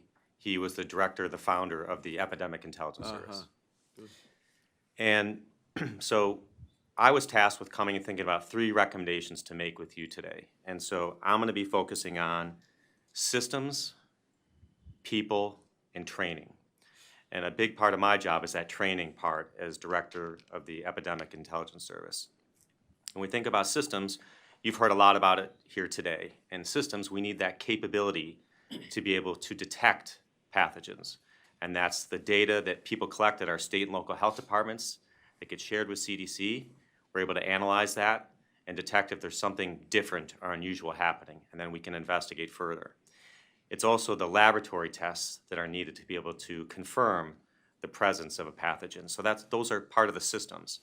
But you need the people to operate those systems. Like Representative Upton, you talked about those incredibly hard-working people that you represented. And by the way, full disclosure, I'm a 3rd-generation Spartan, so I know you are, but I still appreciate your service to my home state. And the people are the foundation to make these systems work. And so we have that great challenge of attracting people into public health. And we've heard about some of those challenges today, and I'll expound on that a little bit more. Then there's the training element. So when we can find these people, we need to make sure that we have some of them that are really trained with this investigative element that can go out and determine, is there a biological threat that we need to be responding to? And that has been the responsibility at CDC of the Epidemic Intelligence Service. And an example of that, to try and bring all this home, is in the past year, we had some people that became very sick in this country. And they became sick with the bacteria Burkholderia pseudomallei, which causes melioidosis. And that's a select one agent. So that obviously triggered awareness at CDC and also our colleagues at the FBI. We worked together. And very quickly, our disease detectives from the Epidemic Intelligence Service, along with we have a sibling program, our Laboratory Leadership Service, went out to investigate. And yeah, we had the laboratory capacity to detect the pathogen and determine that was the cause of people getting sick and of dying. But the harder task was, what was it that was really making people sick? What was the source? Was it a biological attack? It could have been. But ultimately, it was determined as a contaminated product. It was a scented oil spray that people were using that was available on shelves at Walmarts across the United States. And through the very thoughtful and rigorous approach by our disease detectives, they were able to determine it was that spray, and they were able to work to get that product pulled off the shelves and protect millions of Americans who potentially could have been exposed and infected from the Select One agent. So when we think about systems, people, and training, you've heard phrases today about devastating loss of infrastructure, Senator Daschle, you mentioned. We heard about degradation. We heard about the need for modernization and resilience, and all these things are true. And that is something that HHS and CDC is working on. And thankfully, as a result of the American Rescue Plan, for the first time, we had $3 billion that went out the door this past November. And that went out to all of our state and local public health departments. And what was really novel about this is it gave these health departments, it was not disease specific. Normally, we're handcuffed as far as what we can do because we get specific money for sexually transmitted infections, or we get something for youth tobacco use, and we can't move those funds and direct them where there's the greatest sense of urgency. With these funds, state and local health departments were able to direct the money where it was needed. So they're using it to strengthen their workforce. They're using it to reinvigorate and modernize these systems. And all this together will help not with potential biological threats, but also with just strengthening the public health system. And we get this, the other term was complacency, we heard about it. We saw it in the New York Times this past weekend, and we've discussed it today. And that's the I think the top level recommendation that I'd ask for the committee to really think about is for decades, we've been asking the Congress and the American people to get behind strengthening the public health infrastructure. And COVID clearly showed the degradation of the system, the need for a strengthened system, and now we have this opportunity with this $3 billion. But we need to sustain that. These systems can be developed, they can be started to be implemented, but it's going to take a much greater commitment so we can sustain this and avoid that complacency so we're ready for the next threat and supporting all the public health challenges that are facing the nation. Thank you. Thank you. Very interesting. Dr. Sweat, welcome. Thank you. Thanks for your help to the commission. My pleasure. In our past work. I have to say too, my fiance is an outgoing EIS officer, so in the parlance of the commission, I'd like to associate myself with Dr. Walker's result. When a biological threat, enters into the world, there's a sequence of events that have to occur. First, we have to know that it's there. Sometimes that's difficult. Next, when we realize there's a pathogen, we have to understand what it is. Is it something new? Is it something? Is it a familiar foe? And the next question is it an endemic pathogen? Is it a spillover, or is it engineered? And if the answer to that last question is yes, then the obvious next question is who engineered it? The prospect for successful attribution is that it could, as already been discussed, is that it could both deter bad actors in the first place, and that it could also help lead to more successful mitigation as an event is unfolding. Understanding who perpetrated an attack it might give insight into what to do next, or to know what lab something might be leaking out of could help you stem that before it keeps going further. And of course, attribution is required to be able to hold any actor accountable. When in the situation, though, of attempting to attribute a pathogen to its probable source, as Dr. Anders already noted, there's several things that could be done. There's context clues that can be used. Where did it come from? Who was the first person that was sick? What was the first animal? If something's going on in an active conflict zone, that should be considered. There's the intelligence. Has there been communications captured? Could there be whistleblowers? Could there be movement of suspected technologies used for it? And then, of course, there's the forensics, as was already mentioned. Forensics itself can take several different forms. It can be the characterization of the pathogen in terms of its aerosolized size or whether something's been added to it, the proteins on the surface, their morphology, and of course the atoms and molecules that comprise the pathogen. There are limitations, though, as has been noted, and one is that biology replicates, and so the first portion of it that was made may not be the portion that you see, and you lose a lot of information as pathogens go through hosts. And of course, some of the ones that we're most concerned about are the ones that are exponentially increasing, and so you're getting a lot more of them. But that replication is being directed by something. It's being directed by the genome, and that genome, too, is susceptible to forensic analysis. To clarify some terms, analysis of the genome for signs of engineering is what we call genetic engineering detection. And then understanding, who engineered the genome is typically called genetic engineering attribution. Detection is a prerequisite for attribution, and genetic engineering attribution is a powerful tool, but it's really one tool in a toolbox that can be used as part of a broader forensics toolkit. And again, since some of that information can be lost, I think it's one of the most powerful ones to be focusing on. It's that kind of insight that really spurred my colleagues and I to build on this and try to do some work at genetic engineering attribution. We saw the advances in machine learning, sequencing, and compute coming along and realized that there might be an opportunity to do something with this, as well as seeing the concern from it. So we decided to hold a competition. This happened, it wrapped up in early 2020. It was with a partnership with the Johns Hopkins Center for Health Security and the Johns Hopkins Applied Physics Laboratory.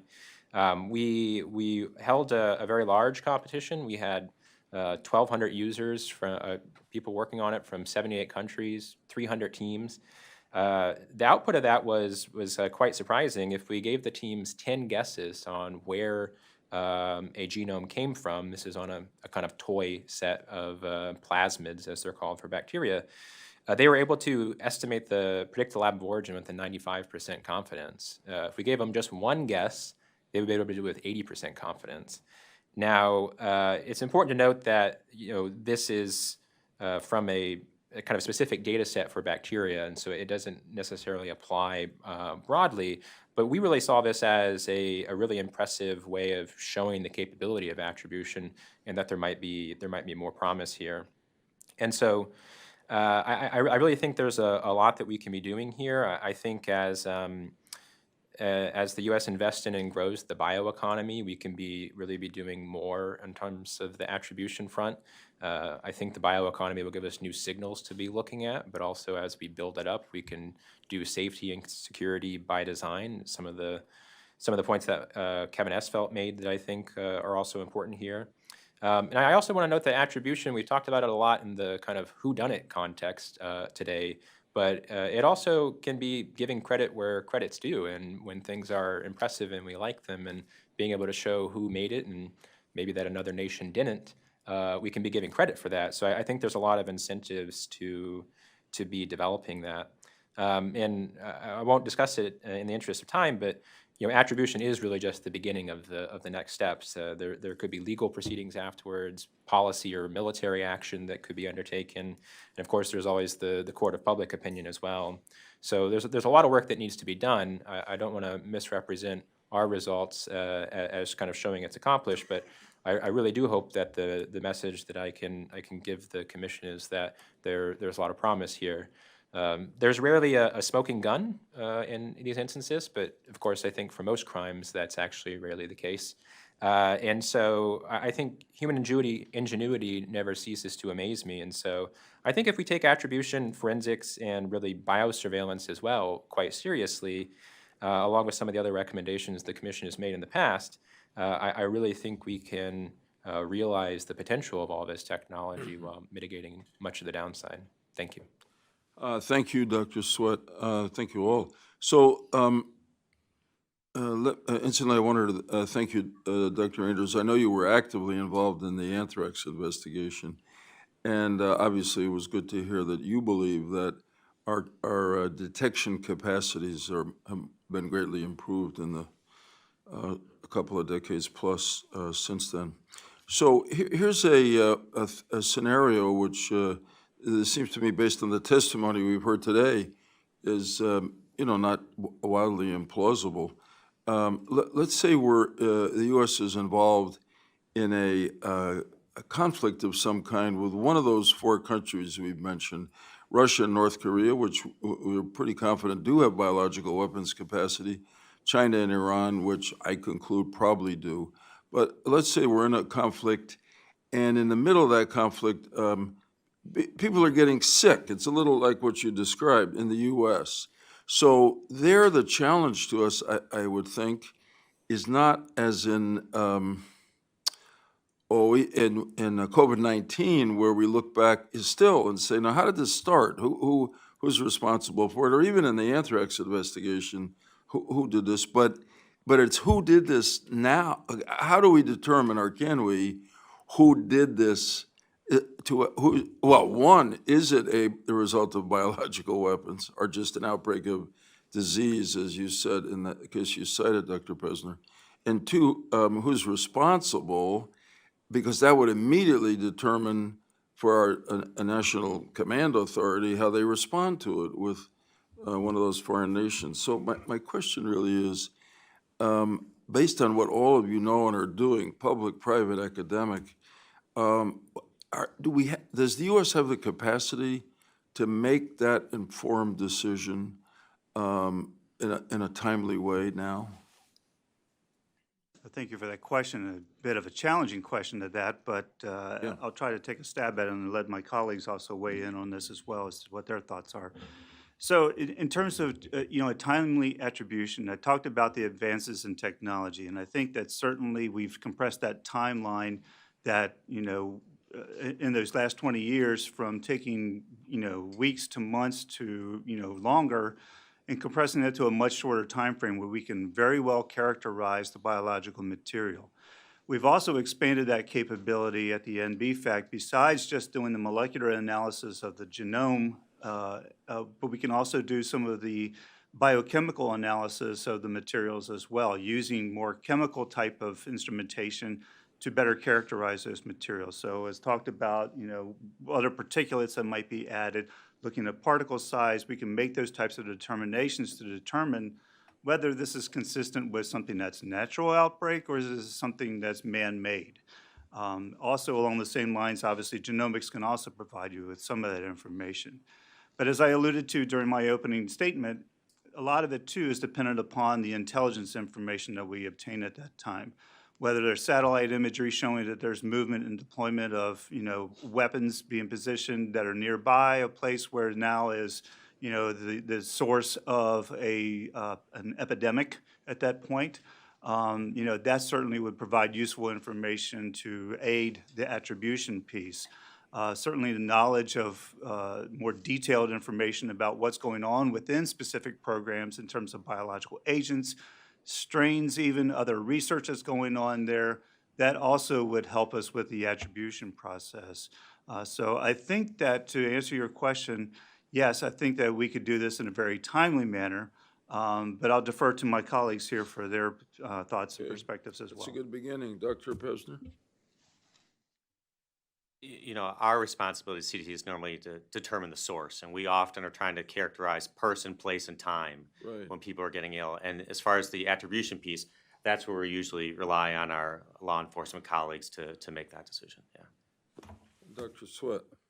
I'll just build on that on saying that in addition to the tools that were discussed, I think one thing which is really at the start of all attribution is the biosurveillance. Much more comprehensive biosurveillance could make a lot of these investigations much easier. If you have hundreds of troops infected, it's quite difficult to know where that may have started, what were they associated with at the outset, what were they by, what was going on. But I think there's prospects for technology if invested in. The Commission has outlined some of these, wearables and non-invasive ones where people could tell whether they're infected before they're showing symptoms, much more comprehensive screening. I'm not saying it's a solved problem, but if we pick this up when two troops who maybe were in a certain location by someone else were infected, that can be one more piece of information that can be combined with all the other tools that have been discussed that could help us try to understand what happened and piece things together. Excellent. Thank you all. Congressman Greenwood. Thank you. I think I just have one question, and it's for Dr. Pevsner. You talked about the fragility or the inadequacy of our public health system. And of course, everybody's been saying that for the last 3 years. And I hate to say it, but I suspect 3 years from now, we'll still be saying it. And the reasons for that, I think, are there's no constituency for it. You know, I mean, it just really is, unless you have a Hill day and you bring all the public health people from around the country to lobby their members of Congress. Maybe that happens, I don't know, but it's not there isn't much of a constituency. No member of Congress goes to a town hall meeting and they say, why aren't you doing something about our public health system? Most of them don't really even know what the public health system is, right? And then I think another reason for that is that there's a question as to, is this a federal responsibility, a state responsibility, or local responsibility? So probably more Republicans and Democrats might say something like, the federal government's supposed to do those things that states can't do, at all, or they can do it better than states. And a lot of members of Congress would say, we've got runaway spending. Why don't the states do this? Why don't the counties do this? And so I guess my question is, since this is a part of the world in which you live, what do you think could create a political, if 1 million dead Americans hasn't created a groundswell for public health, what is how do we create one? That's an easy question, right? Yeah, if I could answer that clearly and concisely, I'd have a best-selling book out tomorrow. But, I think that it's the challenge that we always face, because public health is the thing that you always want when you need it. And people aren't ready to make the investment necessary to sustain it all the time. Now, I think that, CDC and HHS, we're very encouraged right now with the funds we receive through American Rescue Plan that we can do some of the data modernization, that we can attract and bring in more talent into the public health workforce and strengthen our local and state public health departments. Because everything that we do at CDC is in collaboration with our state and local health departments. And we are only as strong as they are. So I think that we're all working together to really, again, modernize our systems, bring in and train more talent, and we have people focused on that workforce element as part of these funds. And because we have this flexibility, we hope that we can have some gains in strengthening that infrastructure, and then hopefully with some additional support from Congress, we can sustain that over time. And just to follow up on that, I don't really know how the public health system is financed. Maybe you can help me with this. It's a block grant. Oops, I can answer that. It's a block grant that comes from the CDC to the states, Okay. basically. And then there's some grant programs. I'm going to address the rest of my questions to Dr. Shalala. I'd appreciate that. And so, Dr. Shalala, is there a requirement for matching funds at all from the states? Okay. Well, I'm just wondering then if maybe that's a way to create incentive if the states know that they get, if you match this, you get the federal dollars. If you match it, it becomes somewhat of an incentive for the states to then get some free money by putting up some of their own. And it helps to separate the politics of state versus federal responsibility. Is that fair? Yeah. Thank you. That's all I have, Dr. Sheila. Well, let's go to Secretary Shalala. I'm sorry about that. You can address your questions to me. I'll be prepared. Address questions. Well, I consider the EIS program the crown jewel of the CDC. So let's delve into it a little more. You actually train, people get EIS training. It's a 2-year program still? Yeah.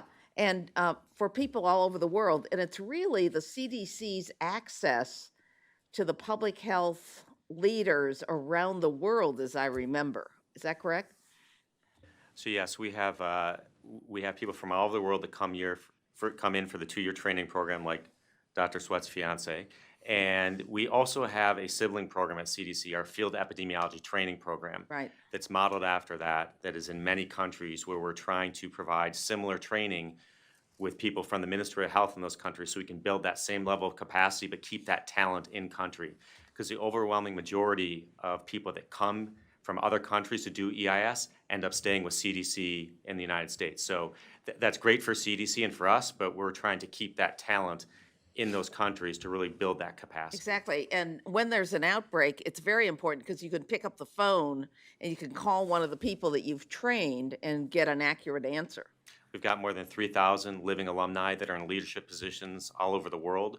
So it's an incredible network that we're able to call upon as resource when there's situations anywhere in the world. It also gives you a kind of cultural sensitivity to the whole process, I think. It does, and that's something that over the last couple of years, we have a renewed and greater focus on diversity, equity, inclusion. We've changed and accessibility. We've changed a lot of things about that program so that we can increase the diversity, because that's been one of the strengths of the EIS. It started with all white male physicians back in 1951. Now the majority of our officers are women, and we have physicians, nurses, veterinarians. We have all of the ologists, you know, the epidemiologists, the anthropologists, the microbiologists, the virologists, and we need that diversity of skill sets given the complexity of the situations that we need to deploy and investigate and respond to. And it's actually the core program in the CDC. It's too bad that in many ways the CDC has added some things on, that its identity was very much with that EIS program. I was only on the phone once with the EIS officers during the hantavirus outbreak, and it's a famous story. Four Corners. Because I was listening, I had done my Peace Corps volunteer. Part of my training was in the Four Corners of Arizona, and we were on the phone, and they were trying to identify the source of the hantavirus, and I actually said, "Have you asked the medicine men?" They went and asked the medicine men, and they said it was the deer mice. My only contribution to the CDC. And they were right. Yeah, they were right. Yeah, they were absolutely right. I wanted to ask you about data, though, because part of the challenge for the CDC is you don't have the authority to say to the states, this is very important, exactly what data in a uniform way that you need to be able to track a virus or an outbreak. Is that correct? So we work with the Council of State and Territorial Epidemiologists to determine reporting standards that the states agree to. And then we have a nationally notifiable disease system. So things that are within that, we get standardized reporting. But that's part of what we're working on as part of the data modernization initiative at CDC that was highlighted during COVID. We need a nimble system. Yeah. So if there's a new pathogen emerges and we need to add new questions that all local health departments can enter data in and now that can come in so we can quickly analyze that. That's part of what we're working on. And that was the challenge during COVID, as I remember. Yeah, we have this is what we've been asking for years, isn't it? It takes a significant investment. We didn't have that, so we had all these fragmented data systems all over the country. So you've got really smart people that were working under a stressful situation, under a newly emerging pathogen, trying to piece together all these variable streams of data and make sense out of it. Meanwhile, Johns Hopkins, which could be more nimble, was running its own data, Absolutely. a national data system. And so now we have a new Center for Forecasting and Analytics at CDC, and we've been able to draw on some excellent talent to help staff that, and we're building that up to really expand our capabilities so that we can be more nimble, and like Hopkins was in this case. Thank you. Sure.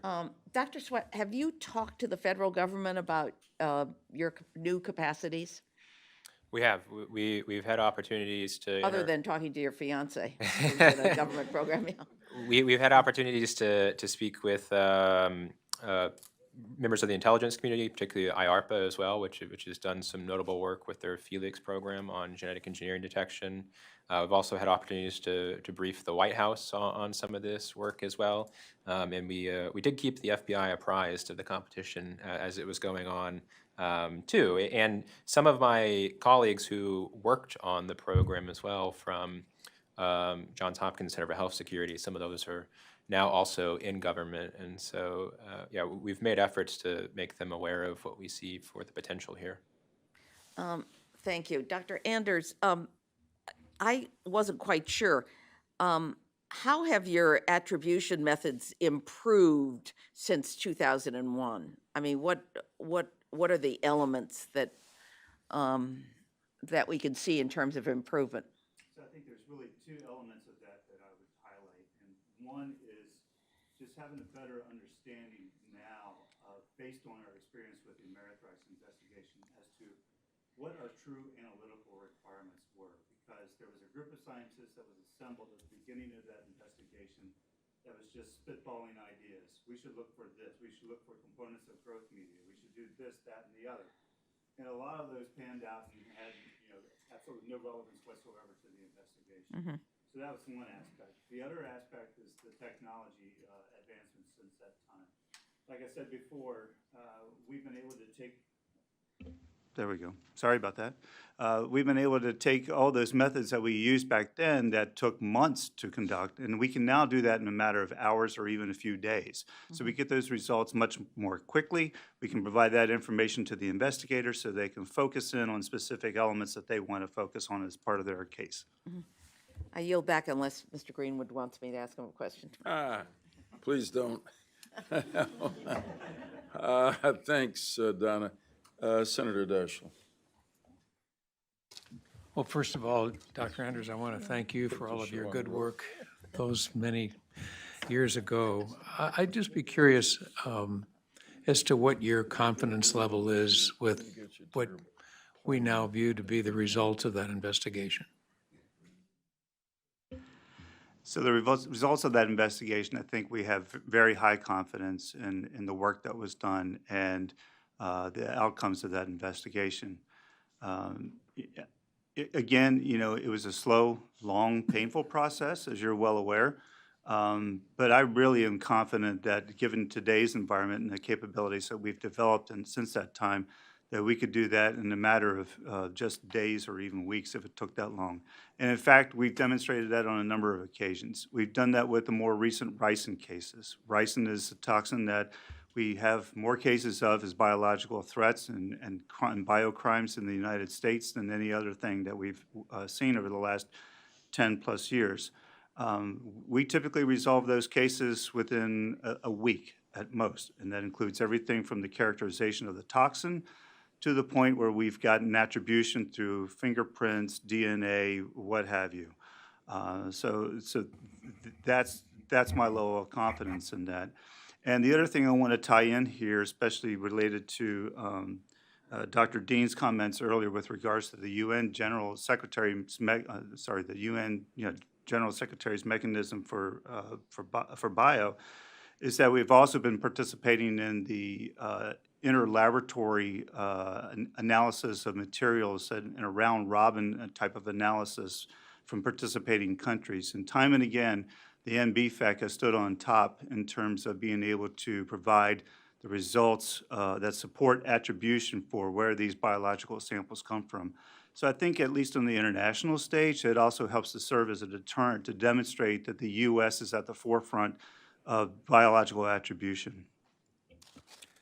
Well, I certainly agree we're at the forefront, and I would also agree that we've made enormous strides in our technological capacity to determine attribution, but I'm still, I guess, still puzzled, and I'd be interested, we've touched on it a little bit, but I'd be interested if any one of you could elaborate on why it has been so difficult for us to clarify with some degree of confidence attribution around COVID.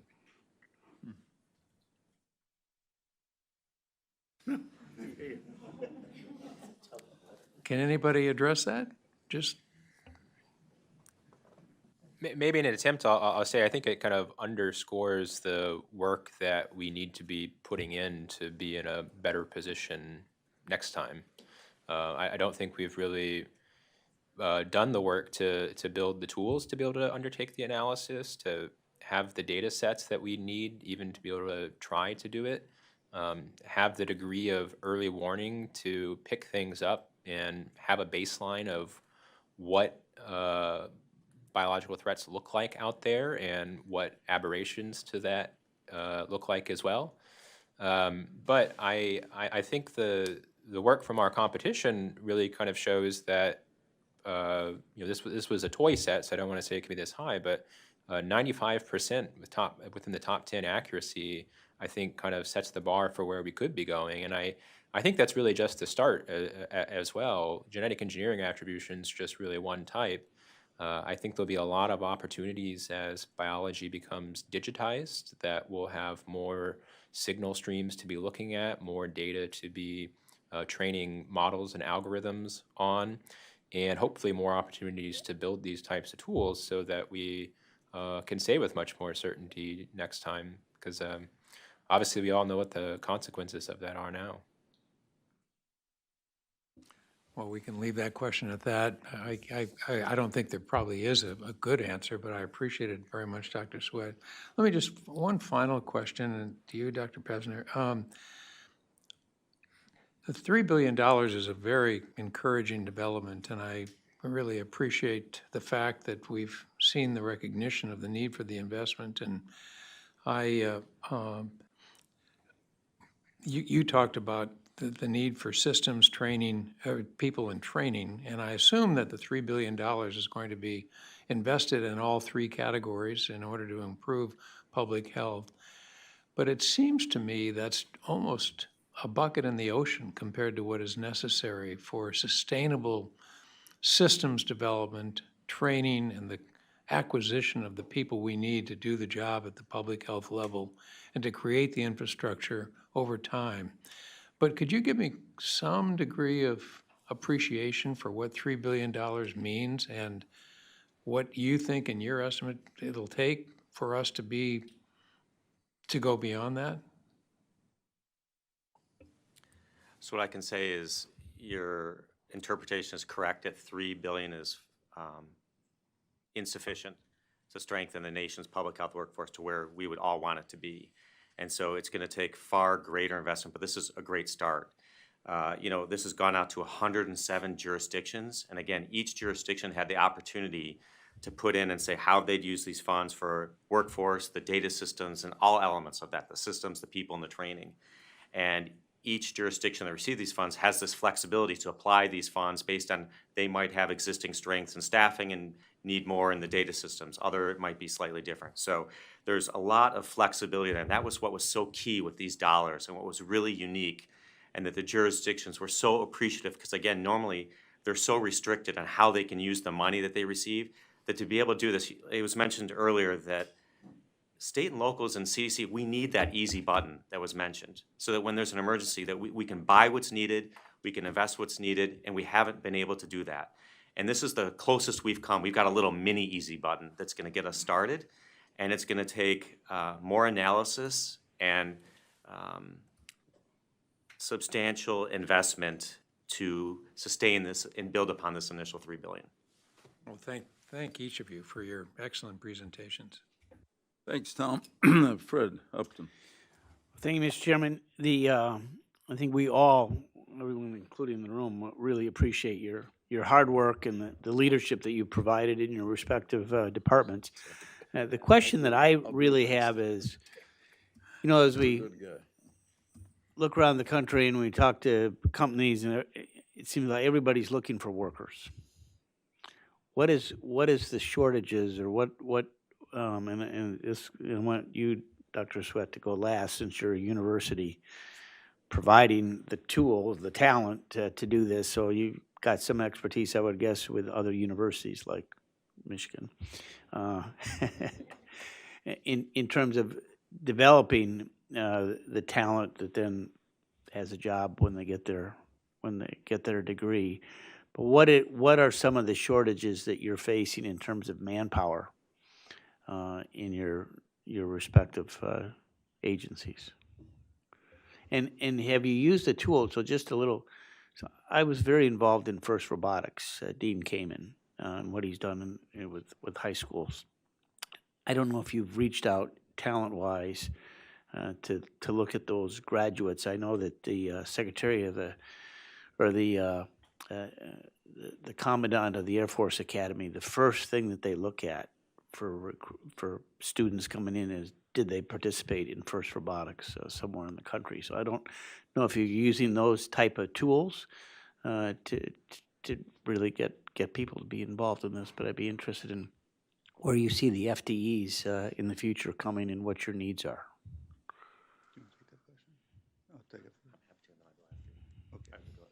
Well, thank you for that question. And I think part of the problem there is that there is a competition, certainly at the federal government level and even at the state level. I think the states probably, and you probably have this experience better than the FBI does,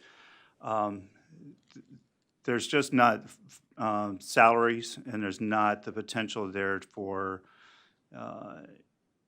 attracting highly qualified and well-educated scientists, at least at postgraduate levels. They tend to go to the industrial settings where there's more money available to them.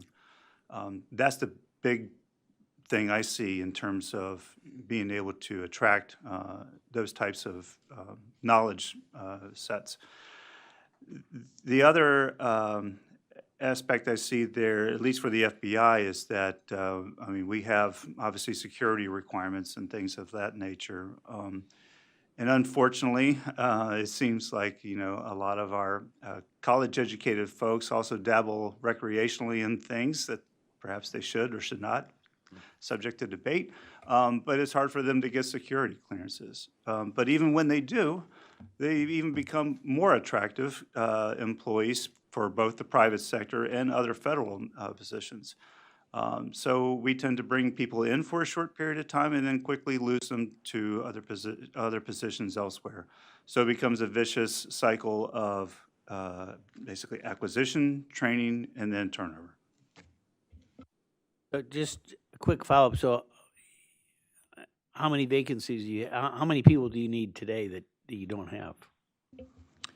Just off the top of my head, and I'm speaking from the laboratory division for the FBI, we currently have about a half dozen, well, I'm speaking in terms of broad scientists. Specifically with regards to biological, I think we're down 2 just now, but we don't have that large of a staff anyway, as it relates to biological threats. I can't speak for the other biologists in the laboratory who do DNA casework. There's certainly a backlog there that could use some additional help. So at CDC, and in public health in general, we face the challenge of attracting talent right now. And state and local health departments, it's even harder. And it depends on which state. For example, I can't even get one of my EIS officers to match to Senator Daschle's state because it's not deemed to be a geographically desirable place unless someone has a personal affiliation there. I've got everybody who wants to go to LA County, they want to go to New York City. Okay, I struggle to get people if I want to place them in Michigan as well. So those are challenges. So, one of the things that we're facing at CDC is, we're hoping that we can get some sort of ability to offer incentive pay to place people where they're needed most. I need officers and we need staff assigned to health department in Mississippi and Alabama, these places where the health departments are struggling to attract physicians. I could place someone there if I had the ability to have incentive pay. The other thing is we are authorized, but we've not been obligated funds for student loan repayment. Through the American Rescue Plan, we've been able to cover that right now, but once those funds go away in a couple of years, I don't have the ability to offer that anymore. That's another great incentive to attract talent. I'm talking to fellowship programs related to health and medicine all over the country. They're all struggling right now to attract, or many of them are. Public health has just been beaten up so badly. Science has been beaten up so badly during COVID pandemic. Many of us, it's like, why would you want to go into that?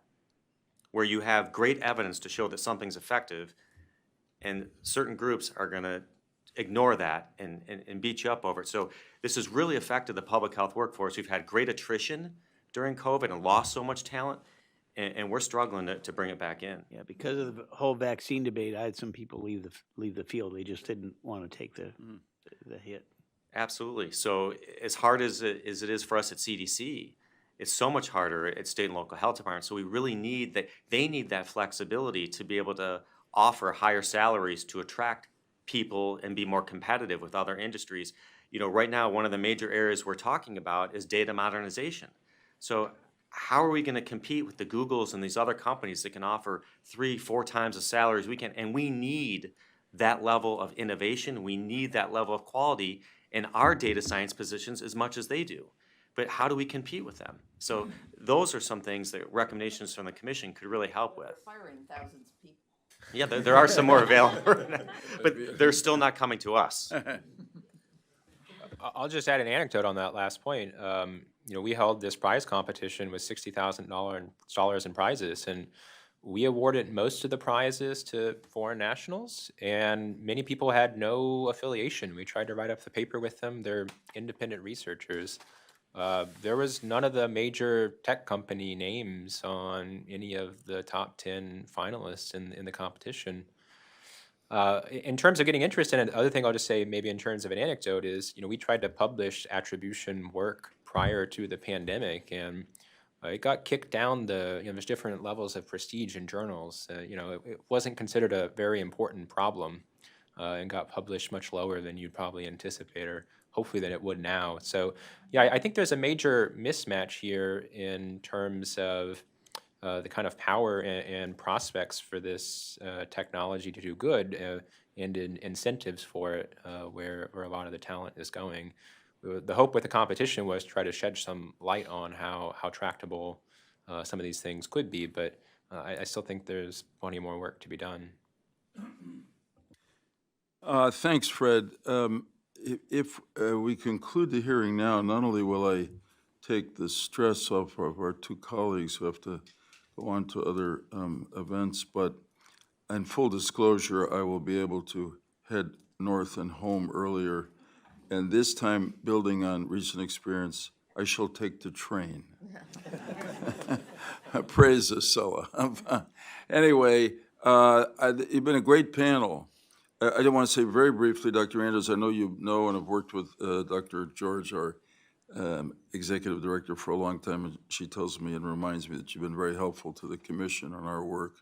So I thank you for that. And Dr. Pevsner, I want to say that one of the things that happened, I think, during the pandemic was that people were puzzled by the array of federal agencies involved, including CDC, because it was all politicized in a way that was very harmful. But what does CDC really do? People were saying to me, I want to say that you're sitting on top of a sort of a treasure. I bet hardly anybody in the country knows there is an epidemic intelligence service. It's existed for a while. It has great capabilities, and it has a worldwide network. So I hope that, I don't know, in the next phase, and maybe we can help in our report, we can help to publicize the fact that you're there.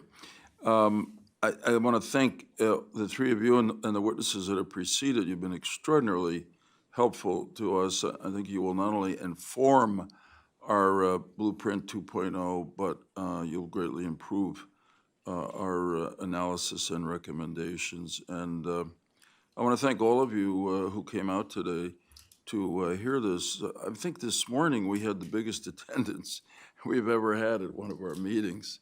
And whatever the reason, I greatly appreciate it. And I must say, I'm very proud to be on this commission. This is an extraordinarily experienced group of colleagues here who really have a record of commitment to the national public interest. And I thought today showed the experience they have and asked wonderful questions, which you all answered. So do any of my colleagues want to make closing comments? If not, to all, thank you. Travel by whatever means you go safely home. Thank you very much.